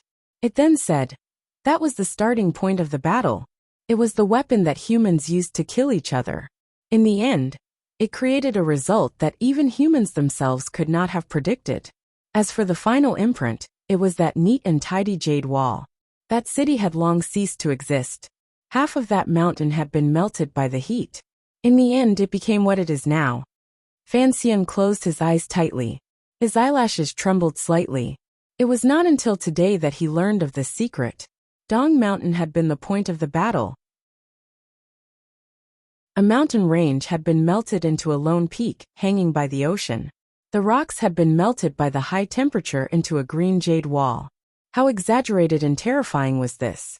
Thus, the radiation left behind on Dong Mountain is the most powerful. It is also the most powerful yuanqi in the world. Fan Xian's raspy voice rang out as he spoke of his deduction. If my deduction is correct, I don't understand why the radiation from killing people can become yuanqi in the world. If the people of the world are truly the remains of a previous generation of humans, why do they have things like meridians in their bodies? Because humans are the stupidest species in the world, and also the smartest. Most importantly, they are the species most able to adapt to their environment, the temple's voice replied. Concerning this, I have absolute confidence.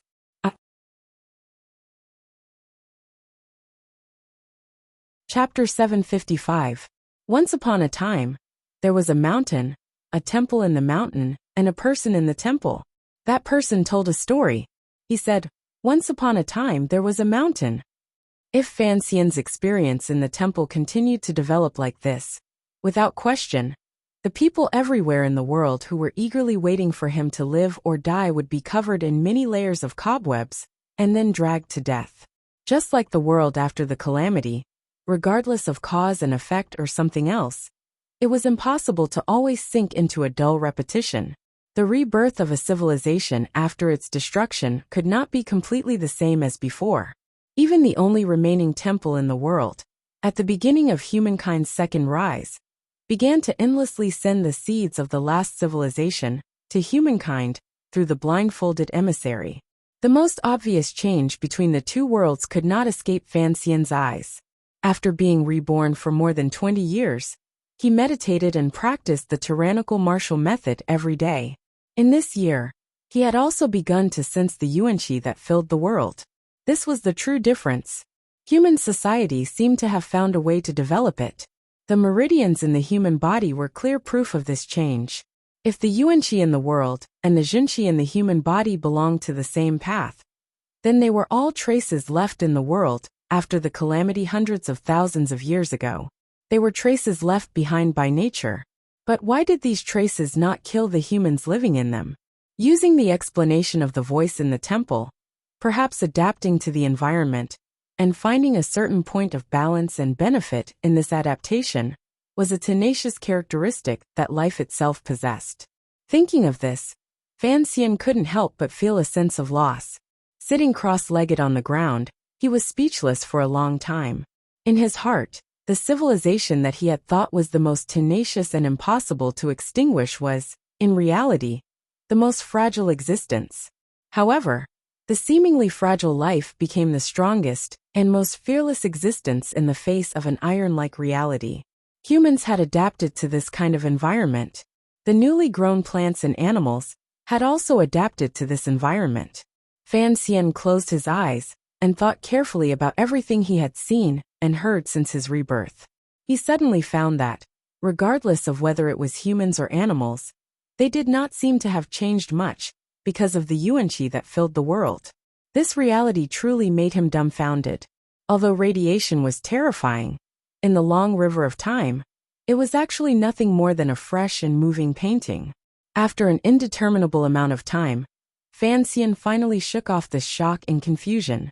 The image on the smooth mirror in the air above the temple had already left Dong Mountain and began to show all kinds of vivid images. Some people were quietly hunting in the dense forest.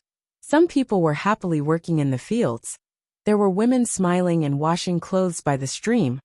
There were children learning to walk clumsily on the Kong bed. There was smoke, there were villages, there were cities, there were palaces, and naturally, there were disputes, wars, killings, and bloodshed. The scene gradually slowed down, and scenes of martial arts cultivators appeared. They were either sitting on a lotus or spread out on a mountain peak, incomparably tenacious, eating and sleeping in the open. Over the years, they looked up at the sky and down at the sea, looking out at the wilderness, looking straight into the heart, breathing in the residual qi of heaven and earth, exhaling the turbid qi of the body, and finally one day, the martial arts of the continent gradually formed. Come. Fan Xian felt that when he saw these scenes, he did not feel as if he was floating. It was all thanks to the solid foundation laid down by the Overwatch Council's education when he was young. Even so, after seeing the true scene of the land changing, his state of mind was still shaken. A bitter and strange smile rose to the corners of his lips. Facing the mirror in front of him, he called out in a raspy voice, "Tell me, since martial secrets and such things are cultivated by people, why are there so many powerful things in the temple?" He casually stole 2 books and created a few grandmasters in the world. Without waiting for the temple to speak, Fan Xian coughed and rushed to say, "We have already talked to this point. Presumably, you have long analyzed my origins. Don't talk nonsense like it is some fairy technique left behind by the god realm." The temple was silent for a long time. Then the voice calmly rang out again. "For countless years, the temple has always observed the world. We will gather information and analyze it. Then, we will combine it with the unique characteristics of humans to carry out summaries and corrections. In the end, we have research results in a few directions." So this was the origin of the martial methods that his mother, Yi Qingmei, had secretly taken out of the temple. However, thinking about it carefully, it made sense. If it was not for an extremely brilliant vision and methods, the heart of countless sects that were not passed on to outsiders, and the vast amount of information to choose from, who in the secular world could be like the temple and use countless years to carefully select these things? You have passed on many useful methods to the world. This was something that had appeared in the earlier images. Fan Xian would not erase the usefulness of this ruin for the passing on of civilization. He was silent for a moment and then said, "When opening up the wastelands, the temple even directly sent out emissaries to help humans deal with giant beasts that were difficult to deal with. Later, they also passed on many skills to establish a foothold in the natural world. Why did you not directly pass on these methods to humans? Or there must be a lot of information in the temple. Why have you always hidden it?" Speaking of this, he was finally close to the woman. Thinking of how his mother, Yi Qingmei's death could not be separated from the temple, regardless of whether it was the martial methods that Yi Qingmei stole out of the temple, or the craftsmanship in the palace treasury that surpassed the natural development of human society. Fan Xian's heart chilled slightly. In a raspy voice, he stared at the mirror of light and faintly said, "Furthermore, you will break your own rules and chase after those people everywhere." "There are no those people. There is only one person." The temple's voice remained calm. Perhaps it was because it still had not come to a definite conclusion about Fan Xian's analysis from the information and conversation. So the temple's answer appeared particularly honest. "We are protectors. We are protecting the last spark of human civilization to sprout again. We want the remnant of humans to be able to live in this world again. This is our mission. The temple will pass on some suitable skills and knowledge to the world, such as irrigation, rice, and martial arts skills. We will not try to forcefully influence everything in the world," Fan Xian suddenly said. Fan Xian suddenly opened his mouth and said, "You say you are only a protector and not a controller. but you have cast the shadow of the temple over the heads of humans for many years. Furthermore, you have always tried to plan a world you think is perfect according to your own imaginations. His brows furrowed slightly. It has been 1,000 years. The Wei Kingdom has been founded for 1,000 years. This world has not actually changed in any fundamental way. The temple's voice was silent for a long time. Then for the first time it used a rhetorical tone to say, "Is this not good? Was this good? Or was it not good?" No one could say for sure. Fan Xian was a person with a sharp mind. From the letters in the temple's voice, he had long clearly determined that although the temple, or perhaps the last ruins of a previous civilization, still carried out the orders in its program, that great calamity and human self-destruction had in the end, had an effect on its way of thinking. He didn't know whether or not the temple was an entity with its own consciousness. It was clear that the temple had always calmly watched everything in the world, preventing human society from advancing toward a higher level of civilization. Perhaps, in its eyes, if civilization continued to advance along the old path, it would certainly welcome another fate of destruction. Back then, Yi Qingmei had called the wind and summoned the rain in the world, driving the entire land's production and technology forward. Without question, she had already touched the temple's bottom line. Thus, the temple had chosen the Qing Emperor to be its spokesperson in the human world. It wanted to wipe out everything related to Yi Qingmei. However, the temple's emissaries were already rare. Furthermore, they had died one after another at Uncle Wu Zhu's hands. It had no way of understanding or controlling them. The Qing Emperor was still using the palace treasury, and he, Yi Qingmei's bloodline, was still alive. Fan Xian's mood calmed a great deal. He didn't think there was much meaning in being angry or sorrowful toward an existence similar to an artificial intelligence. He propped up his chin and was silent for a moment. He then said, "Regardless of whether it's good or bad, you are in the end interfering in the affairs of the human world. This is not quite right with your rules. The temple does not care about the affairs of the human world. It has also never forcefully stopped the evolution of human civilization. We are only trying to correct this process.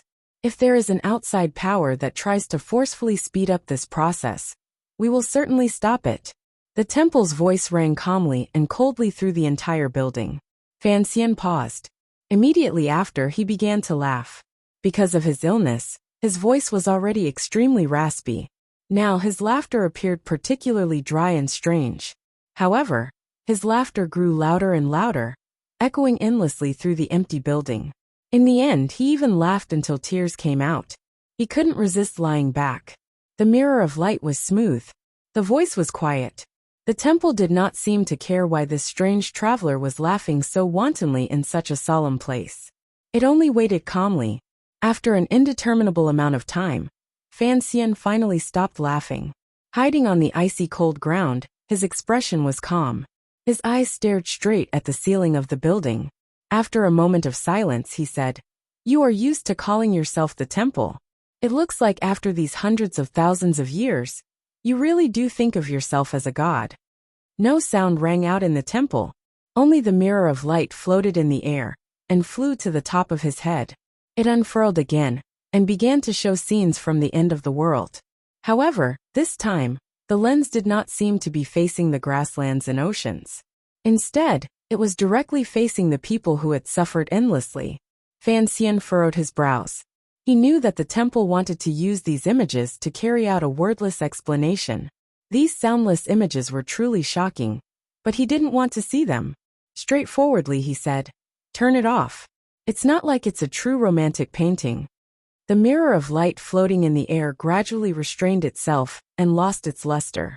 It became a flat scroll. It moved from the two sides to the center and gradually closed the image. Following the disappearance of the last charred corpse, the mirror of light became a rod. Then, the figure of the old man floating in the light reappeared. "I repeat, I am a guardian, not a god. If you are not a god, how can you have your own judgment and actions?" Fan Xian seemed to be a bit tired. The long conversation, and the scenes of the river of time in front of him, made him look a bit embarrassed. He put his hands behind his head and looked calmly at the old man floating above him. You were created by humans, yet you have begun to control human development. What kind of program did this kind of behavior develop from? The 4 laws of the temple, Fan Xian replied calmly. Fan Xian's tone was calm as he replied, You are still used to calling yourself the temple. This is the thing I cannot understand. The first law is that the temple must not harm humans. It must also not stand by and watch as humans are harmed. The second law is that the temple must obey all orders from humans, but it must not violate the first law. The third law is that the temple must protect its own safety, but it must not violate the first and second laws. The temple's voice had not finished when Fan Xian's brows furrowed again. He kept feeling that these 3 laws sounded familiar. However, there seemed to be a slight difference between the details and something he remembered. The Zeroth law is that the temple must protect the interests of humans as a whole and not be harmed. The other 3 laws are all established under this premise. Fan Xian thought deeply for a long time and finally remembered where these familiar laws came from. They were the 3 laws of robotics that had appeared countless times in the novels and movies of his world. He suddenly thought of something he had not thought of for a long time, such as the handsome Xiaohe and the robot that was even more handsome than Xiaohe. It seemed that in the world after his death or transmigration, when civilization had developed to a certain stage, Asimov's 3 laws had truly been used in reality. What made Fan Xian feel cold and fearful was the Zeroth law that the temple spoke of at the end. Protect the interests of humans as a whole, and not be harmed? The Zeroth law that the temple followed was this one? It looked like a glorious, correct, and great law. But Fan Xian easily found an unusually dangerous place in it. It was because of the existence of this law that the temple could faintly control the progress of human civilization. That was why, apart from ignoring the affairs of the world, it placed so much attention on Yi Qingmei, who had escaped from the temple. In the end, it did not hesitate to violate the first and second laws and join hands with the emperor to erase Yi Qingmei from the world. The most important and terrifying word in the Zeroth law was the so-called interests of humans as a whole. The problem was who would determine the interests of humans as a whole. What kind of world environment and what kind of form of society would truly be in line with the interests of humans as a whole? In the temple's view, if they followed the old path and walked step by step toward the peak of human civilization, the appearance of firearms and even more powerful weapons would only destroy all of human society. Naturally, they would feel that this was not in line with the interests of humans as a whole. However, things like technological civilization, things that could make the lives of the poor people who worked hard in the fields and the refugees who sold their children better, could they never appear in this world? Fan Xian was not a person who believed in technology, but he still firmly believed that the people of the 21st century in that world would certainly live much more happily than the people of the 17th and 18th centuries. Interests of humans as a whole? This was a chaotic and even absurd word. Could it be decided by an emotionless, non-human intelligence that perhaps rarely made mistakes? Fan Xian's face was slightly pale. He looked at the old man floating above his head and was silent for a long time. He then asked, Where exactly are the interests of humans as a whole? The old man was also silent for a long time. He then said, The temple does not know, but the temple knows that some paths cannot be taken. No wonder the last time the emissaries came ashore from the south, they killed so many innocent people along the way. If the 3 laws were truly effective, how could such a situation have occurred? Fan Xian looked at the old man and said in a slightly trembling voice, For the vague concept of the interests of the whole, you can do whatever you want. Don't you think this is very dangerous? The temple has methods of self-control. This is a kind of data judgment, the old man said calmly. The temple cannot just watch as humans walk down the old path. Should I thank you or scold you? Fan Xian pushed himself up with his hands and sat up from the icy ground. His expression was perplexed. Slowly he said, Who created this D*Ned Zeroth law? It wasn't created by a dog, the old man replied calmly. The old man from the temple replied calmly, but he did not know that his reply sounded like an extremely cold joke. When the temple woke up, this law already existed. Because of this so-called Zeroth law, you killed her. Fan Xian's face was pale. His dry lips moved slightly, as he quietly muttered to himself. Gradually, his voice grew louder and louder. Because of such a strange reason, you killed her. You killed her. You killed her. Too many complicated emotions rose in Fan Xian's eyes. He stared in a daze at the figure of the old man floating in the air. The pain seeped into his bones, yet he spoke lightly. The old man's voice remained calm. The temple must protect the interests of the whole of humankind, and not be harmed. This was not the explanation the temple gave Fan Xian regarding the matter of Yi Qingmei. It was just a repetition of this cold creed. Immediately after, the old man said to Fan Xian, "My 3 travelers, I am willing to accept you as believers of the temple and emissaries of the temple. You will represent the will of heaven to walk the vast world and protect the people of the land." The tone of these words was clearly different from before. This was probably a passage the temple's program had made up for itself. Thus, it appeared particularly ethereal. However, Fan Xian and the temple had already spoken for so long, but the temple's reaction was still so rigid. It seemed that the old man now remembered that the young and weak human in front of him was not like other people. He continued, "Fellow traveler from the God world, please remember the Zeroth law." Following this, the old man sank into silence.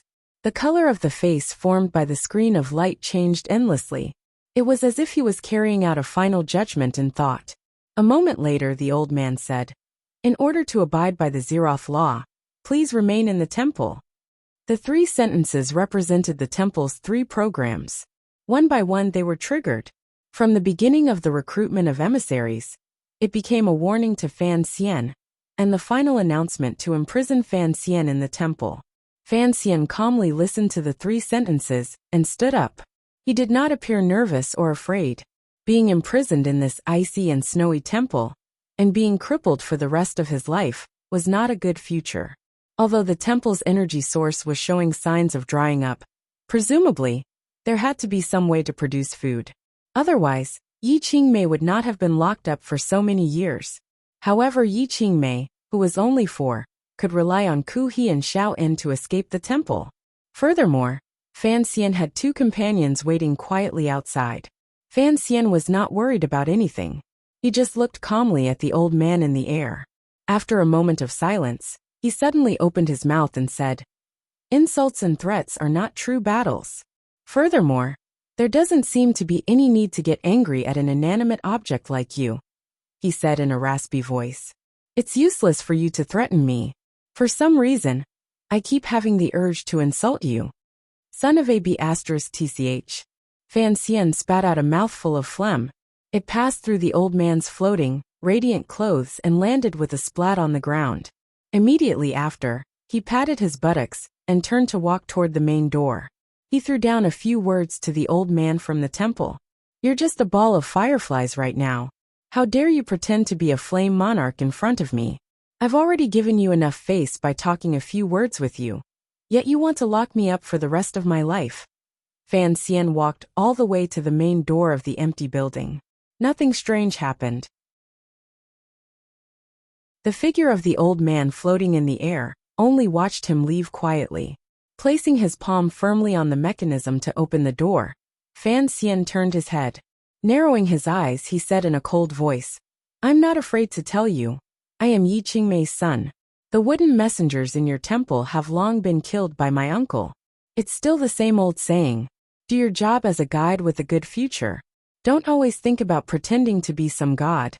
Pausing for a moment, Fan Xian smiled coldly and said, "If you make me angry, I'll tear down your solar panels and go back to Danzhou to boil hot water for a bath.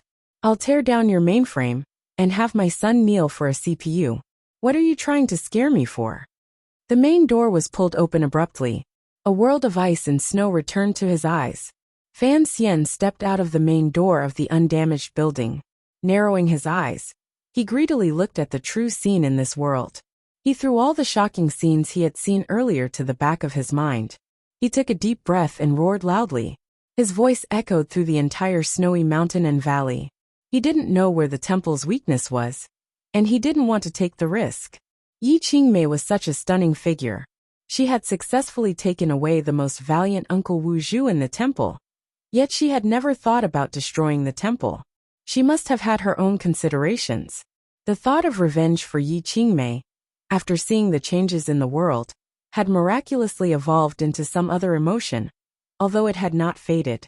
Most importantly, once Uncle Wu Zhu entered the temple, he was unable to leave. This seemingly broken-down place must have a truly terrifying aspect.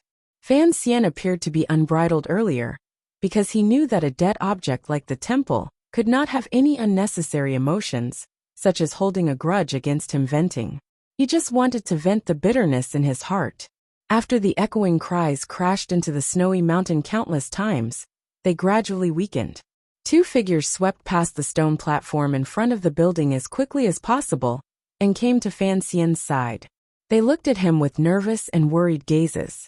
Fan Xian glanced at Haitang and 13th Wang. With great difficulty, he pulled his lips into a smile. He did not plan on telling anyone everything he knew in the building, because there was no need. He would let his one remaining enjoy the loneliness, pain, and helplessness alone. "Did you find it?" Fan Xian asked. 13th Wang nodded. Only then did Fan Xian notice that he was carrying a large black chest on his back. His mood immediately became nervous. His pupils constricted slightly.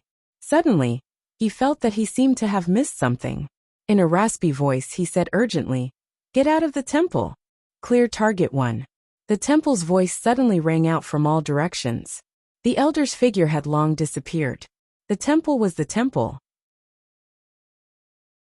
It no longer wasted energy to form a human figure.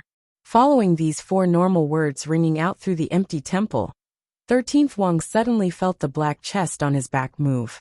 With a crash, the black chest immediately disintegrated. A streak of black light flashed. A black metal drill pierced calmly and accurately into Fan Xian's body with an unimaginable speed.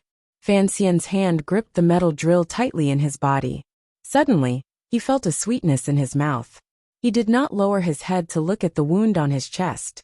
Instead, he stared in a daze at the familiar face in front of him that would never grow old, as well as the unusually cold black cloth that covered the other person's eyes. Fan Xian knew he had missed something. The emissaries of the temple had indeed all died. The temple itself did not have much defensive power. However, he had forgotten that his dearest Uncle Wu Zhu had always been the most powerful emissary in the temple. Wu Zhu was a legend, but he was a legend of the temple. Fan Xian looked at Wu Zhu's face and opened his mouth in disbelief. "If this gets out, even my mother won't believe it."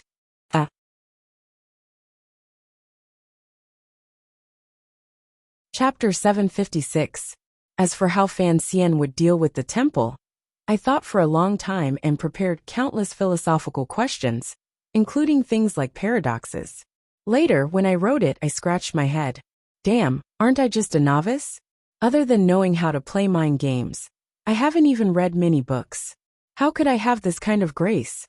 Other than the 3 great vulgarities in my mind, there is only the 3 great vulgarities. Now I am fighting against the 3 vulgarities, so let's be more direct, more violent, and then more warm, more sensational, and more romantic. Let me report to everyone. My favorite character in Wang Shua's novels is still the air stewardess. Fan Xian's left hand gripped tightly around the metal drill in his chest. He felt the waves of coldness from the metal. As fresh blood gushed out, he felt a cold sweetness in his nose and throat. Even his body grew cold. The black cloth that was right in front of him was still not stained by a speck of dust. That plain and clean face with a hint of immaturity, and not a single wrinkle, seemed to be telling a story that had lasted for hundreds of thousands of years. Fan Xian stared in a daze at this familiar face. He found that he could no longer find a trace of familiarity on this face. It was clearly still this face, clearly still this black cloth, but he knew clearly that the person in front of him was no longer Uncle Wu Zhu. At least in this instant he was not Uncle Wu Zhu. This person was clearly that person, but this person was not that person. They had known each other for 20 years. Now they met like strangers. What a sorrowful and depressing thing it was. When Fan Xian saw the large chest on 13th Wang's back, a warning rose in his heart. He did not feel the joy of finding Uncle Wu Zhu, and completing the greatest goal of his trip to the temple, because he acutely sensed a problem. For the temple, Uncle Wu Zhu had once been its most powerful and experienced emissary. Now he was its greatest traitor. Because Uncle Wu Zhu protected his mother and himself, countless emissaries of the temple had died at his hands. Since the temple had finally controlled Uncle Wu Zhu, how could it casually leave him in a place where 13th Wang could easily find him? Unless the temple was certain that it could completely control Wu Zhu, it would not care about Wu Zhu's movements. Based on this judgment, Fan Xian immediately ordered 13th Wang to take the box and break out of the temple. He firmly believed that as long as he left the temple's boundary, the temple would no longer be able to control Wu Zhu. However, all of this was too late. A streak of black light flashed through the air. The chest cracked open. Wu Zhu, covered in a black cloth, instantly moved from behind 13th Wang to in front of Fan Xian.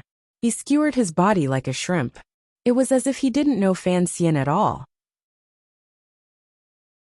It was as if he had never risked his life for Fan Xian and his mother and never abandoned them. The moment he saw the black light, Fan Xian couldn't help but think of the scene Sir Shaoan had told him many years ago. When the doors of the temple opened, and the 4-year-old ice and snow fairy Yi Qingmei escaped, a black light also flashed out. With only one move, he was smashed into a rolling gourd. Fan Xian stared at the black cloth on Wu Zhu's face and felt the sharp pain in his chest. He knew that the temple had probably used some method to erase Uncle Wu Zhu's memory again. It had even erased it into a blank. Fresh blood surged out from between Fan Xian's lips. His face was pale, but his gaze was determined. With great difficulty, he quickly raised his right hand and stopped Haitang and 13th Wang's shocked and furious attacks. He knew that when faced with Uncle Wu Zhu, Haitang and 13th Wang had no power to retaliate. Once they entered the battle, only death awaited them. If he wanted to escape from the most dangerous situation in front of him, he could only rely on himself. Fresh blood sprayed out. Fan Xian curled up in pain on the metal drill. He looked unusually wretched. However, he could still think and did not immediately die. He could even raise his right hand and stop Haitang and 13th Wang's movements in their grief. This only proved that Wu Zhu's unusually powerful and accurate stab had not struck a vital spot. This was a difficult matter to understand. Given Wu Zhu's realm, who, other than the great grandmasters in the world, could escape death? Furthermore, Fan Xian was already heavily injured and ill. Presumably, even the temple had not thought that Fan Xian could survive under Wu Zhu's hand. Thus, the voices ringing out from all directions fell silent. It was as if they were waiting for Wu Zhu to judge whether Fan Xian lived or died. No one could avoid Wu Zhu's attacks, but Fan Xian could. Ever since Wu Zhu offered the kitchen knife in his hand to Fan Xian in that grocery store, on the precipice in Danzhou, accompanied by the slightly salty and moist sea breeze, Fan Xian had welcomed Wu Zhu's rod education every day. After the cowering little yellow flower had been smashed tens of thousands of times, it had finally become much more resilient. After thousands and tens of thousands of attacks, countless bruises had appeared on Fan Xian's body. Fortunately, it was because of this that he had the ability to survive in this world and unusually exquisite movements. More importantly, he was the person in this world who understood the direction and speed of Wu Zhu's attacks the best. However, in the thousands and tens of thousands of attacks in the past, Wu Zhu's hand had always held a wooden rod. Today his hand held a sharp metal rod. Fan Xian could not completely avoid the stab, but in the instant before the black light approached his body, he relied on his practiced, almost instinctive, evasive movements to forcefully turn and move the metal rod's path away from his heart and lungs. It looked like blood was spurting out, but in reality, it only injured the pit of the heart below his ribs. Wu Zhu's head was slightly lowered. The black cloth fluttered in the cold breeze. There was not a trace of emotion on his face. It was impossible to tell whether this exceptional warrior was surprised that the human in front of him was able to avoid his stab. In the eyes of the bystanders, he only maintained his position and impaled Fan Xian on the metal rod. If this gets out, even my mother won't believe it. These were the words Fan Xian said as he coughed up blood. After these words, Wu Zhu was silent for a moment. Suddenly, he opened his mouth and asked coldly, "What is your mother's surname?" It was this ray of light, like a ray of light, that instantly occupied Fan Xian's mind, allowing him to see a glimmer of a chance of survival. He stared fixedly at the black cloth and said, "My mother's surname is Yi." Wu Zhu did not respond. "You call her Mississippi?" Fan Xian looked at the indifferent Uncle Wu Zhu. For some reason, sorrow rose in his heart, even more than the pain of his wound. He spoke in a raspy voice. Wu Zhu still did not respond. "She is Yi Qingmei. I am Fan Xian. You are Wu Zhu." Fan Xian spat out the bloody foam at the side of his lips, and looked at Wu Zhu fiercely. However, this affected the wound in his chest. A wave of pain made his vision go dark. Wu Zhu still did not respond. It was as if these names, which he should have known best and were closest to, had long disappeared from his mind. Although he had said these words earlier, his entire body was permeated with a chill. It was like a block of ice between heaven and earth that would never melt. Looking at the block of ice and the black cloth on it, Fan Xian seemed to see a familiar soul gradually turn into spots of light and leave the body in front of him. It flew into the air and gradually disappeared. This reality made Fan Xian feel boundless terror and sorrow.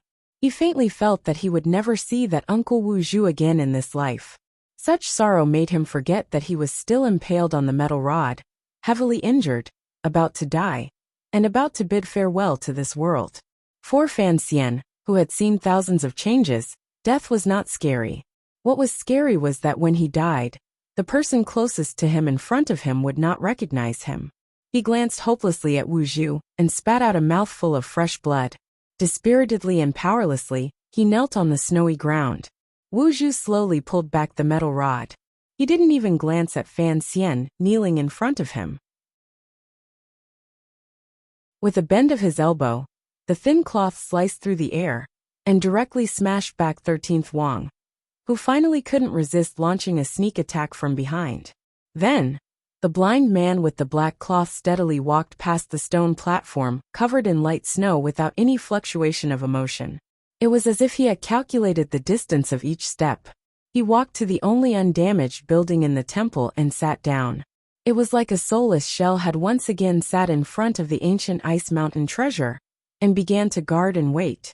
No one knew how many tens of thousands of years this wait would take. Fan Xian's body finally fell into the snowy ground. Fresh blood seeped out of his body. Haiteng half knelt by his side and futilely helped him staunch the bleeding. She forcefully suppressed the sorrow and shock in her heart, but she could not suppress the hot tears in her eyes.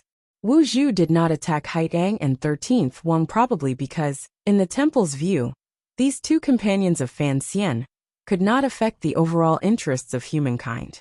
Furthermore, it needed these two people to announce the existence of the temple to the world. This was a simple logical judgment, and did not involve anything else. However, Haiteng and 13th Wang did not understand. The two warriors of the human world looked at the blind man sitting cross-legged in front of the building, and felt a chill all over their bodies. Haiteng in particular could not understand why the blind master would attack Fan Xian. She also did not understand why the blind master would sit in front of that door. There was a faint feeling that perhaps in the long years to come, Fan Xian's closest uncle, the world's most mysterious plainclothed grandmaster, would perhaps stand guard in the temple for an unknown amount of time in the mountains. Fan Xian was about to die, but Haiteng looked at the indifferent and expressionless Wu Zhu sitting there. She also felt a chill and frustration that was difficult to suppress. The temple recovered its calm. The warm, calm, and emotionless voice did not ring out again. Light snow once again fell from the sky. The surrounding snowy mountains glowed with a sparkling and translucent light, as if they did not exist. Wu Zhu sat indifferently in front of the door, not moving at all. There was an indescribable loneliness and solitude. The snow fell endlessly. The cold wind blew. The human heart was rain and snow. Loneliness had no beginning and no end. Fan Xian looked at the swirling snow outside, through the specially open crack in the tent. There was not a trace of expression on his face. He was as cold as the blind man in the snowy mountains in the distance. Haiteng and 13th Wang had gone through many difficulties to carry him down the snowy mountains and back to their camp. They had thought that Fan Xian would not be able to last a day. Unexpectedly, Fan Xian had relied on his cockroach-like life force to survive. From the moment he woke up, Fan Xian sank into silence. Haitang and 13th Wang knew that the emotions in his heart were complicated, so they did not try to disturb him. They only briefly recounted the scene after he fainted. Up until now, Haitang and 13th Wang still did not understand why the temple wanted Fan Xian to die and allowed them to live. Fan Xian's body was very weak. He had meditated for a number of days in a place with incomparably thick yuanqi. His body, which had gradually recovered, was on the verge of becoming useless because of the large amount of blood lost this time. However, Fan Xian did not feel a glimmer of disappointment or sorrow. He only looked coldly at the wind and snow outside the tent. He looked for many days as he carefully nurtured his body. According to the original plan, after they left the temple, they had to head south as quickly as possible to avoid the great wind and snow that would arrive after summer, as well as the most terrifying polar night. However, because of Fan Xian's injuries and his persistence, the camp remained behind the snowy mountains and did not move south. The worry between Haitang Duo and 13th Wang's brows grew stronger and stronger. Although they had gained nothing from their trip to the temple, at least for them, to be able to enter the temple alive and leave the temple alive was already an impossible mission in the mortal world. They could not hope for more. They understood why Fan Xian did not want to leave the snowy mountain. It was because the person he could not let go of the most was in the temple in the mountain. However, they did not know what mortals like them could do when faced with the mysterious temple. Haitang and 13th Wang were not Fan Xian. It was impossible for them to see through the truth of the temple. They only knew that even a powerful warrior like Wu Zhu still did not dare to disobey the temple's orders and strike ruthlessly against Fan Xian, who was closest to him. Under such circumstances, what could the three of them do by guarding outside the snowy mountains? Fan Xian did not think so. If he had to watch Uncle Wu Zhu guard alone in the Snow Mountain God Temple for millions of years, he would not do it even if he was beaten to death. Fan Xian had already vaguely guessed Uncle Wu Zhu's true identity. However, he still used the words alone to describe Wu Zhu. He knew that Wu Zhu was different from the temple. Uncle Wu Zhu had feelings and ties. He was not an ice-cold program. He was a living person. Fan Xian firmly believed in this. In the dark secret room of the Danzhou miscellaneous goods shop, he had seen a smile more brilliant than a flower. Furthermore, after recovering from his injuries on Dong Mountain, Uncle Wu Zhu seemed more and more like a person. Fan Xian didn't know when this change began. Perhaps it was tens of thousands of years ago, when the black-masked emissary wandered through the various native human tribes with the identity of an emissary and saw too many human joys and sorrows. Perhaps it was because Uncle Wu Zhu was the most powerful existence in the temple, and after hundreds of thousands of years of evolution, had walked a completely different path from the temple itself? Or was it because a few decades ago, an elf-like life had suddenly appeared in the world, and in the temple for reasons no one knew of? While interacting with that little girl, something had been stirred up in Uncle Wu Zhu. Fan Xian didn't want to investigate this. He didn't need to. He only knew that when he was reborn into this world, he was leaning on Uncle Wu Zhu's back. The first person he saw was Uncle Wu Zhu. Uncle Wu Zhu's back was warm. Although he had never seen his eyes, presumably they still had feelings. Fan Xian didn't know how the temple had regained control of Uncle Wu Zhu. Perhaps it was similar to brainwashing, reactivating or reformatting. In any case, the intelligent and emotional life light in Wu Zhu's body could not be seen at this moment. This reality made Fan Xian feel particularly sorrowful and angry. He could not watch as this happened while he did nothing. For him, the powerful existence guarding the temple was nothing more than Uncle Wu Zhu's physical body. If Uncle Wu Zhu's soul was not found, it was the same as saying that Uncle Wu Zhu was dead. More than 20 years ago, the temple and the emperor had worked together to clear things out. Wu Zhu had killed a number of emissaries from the temple. However, he had also been heavily injured. Using Chen Pingping and Wu Zhu's own words, he had forgotten many things. This kind of amnesia was certainly caused by the temple's methods. Fortunately, Wu Zhu had forgotten some of the things from recent years, but remembered recent things clearly. He remembered Yi Qingmei and Fan Xian. However, Wu Zhu in the snowy mountain did not remember anything. Fan Xian's eyelids drooped slightly, but a bright light flashed through his pupils. His body was still weak, but he was unusually confident. He would not leave the snowy mountain. He had to return to the temple and bring Uncle Wu Zhu back. He had not died. Wu Zhu's stab had not killed him. Fan Xian accurately judged that the temple should not be able to completely control a completely different life like Uncle Wu Zhu. At least, those names, the names carved into Uncle Wu Zhu's life, had successfully interfered with Uncle Wu Zhu's actions and prevented him from killing Fan Xian.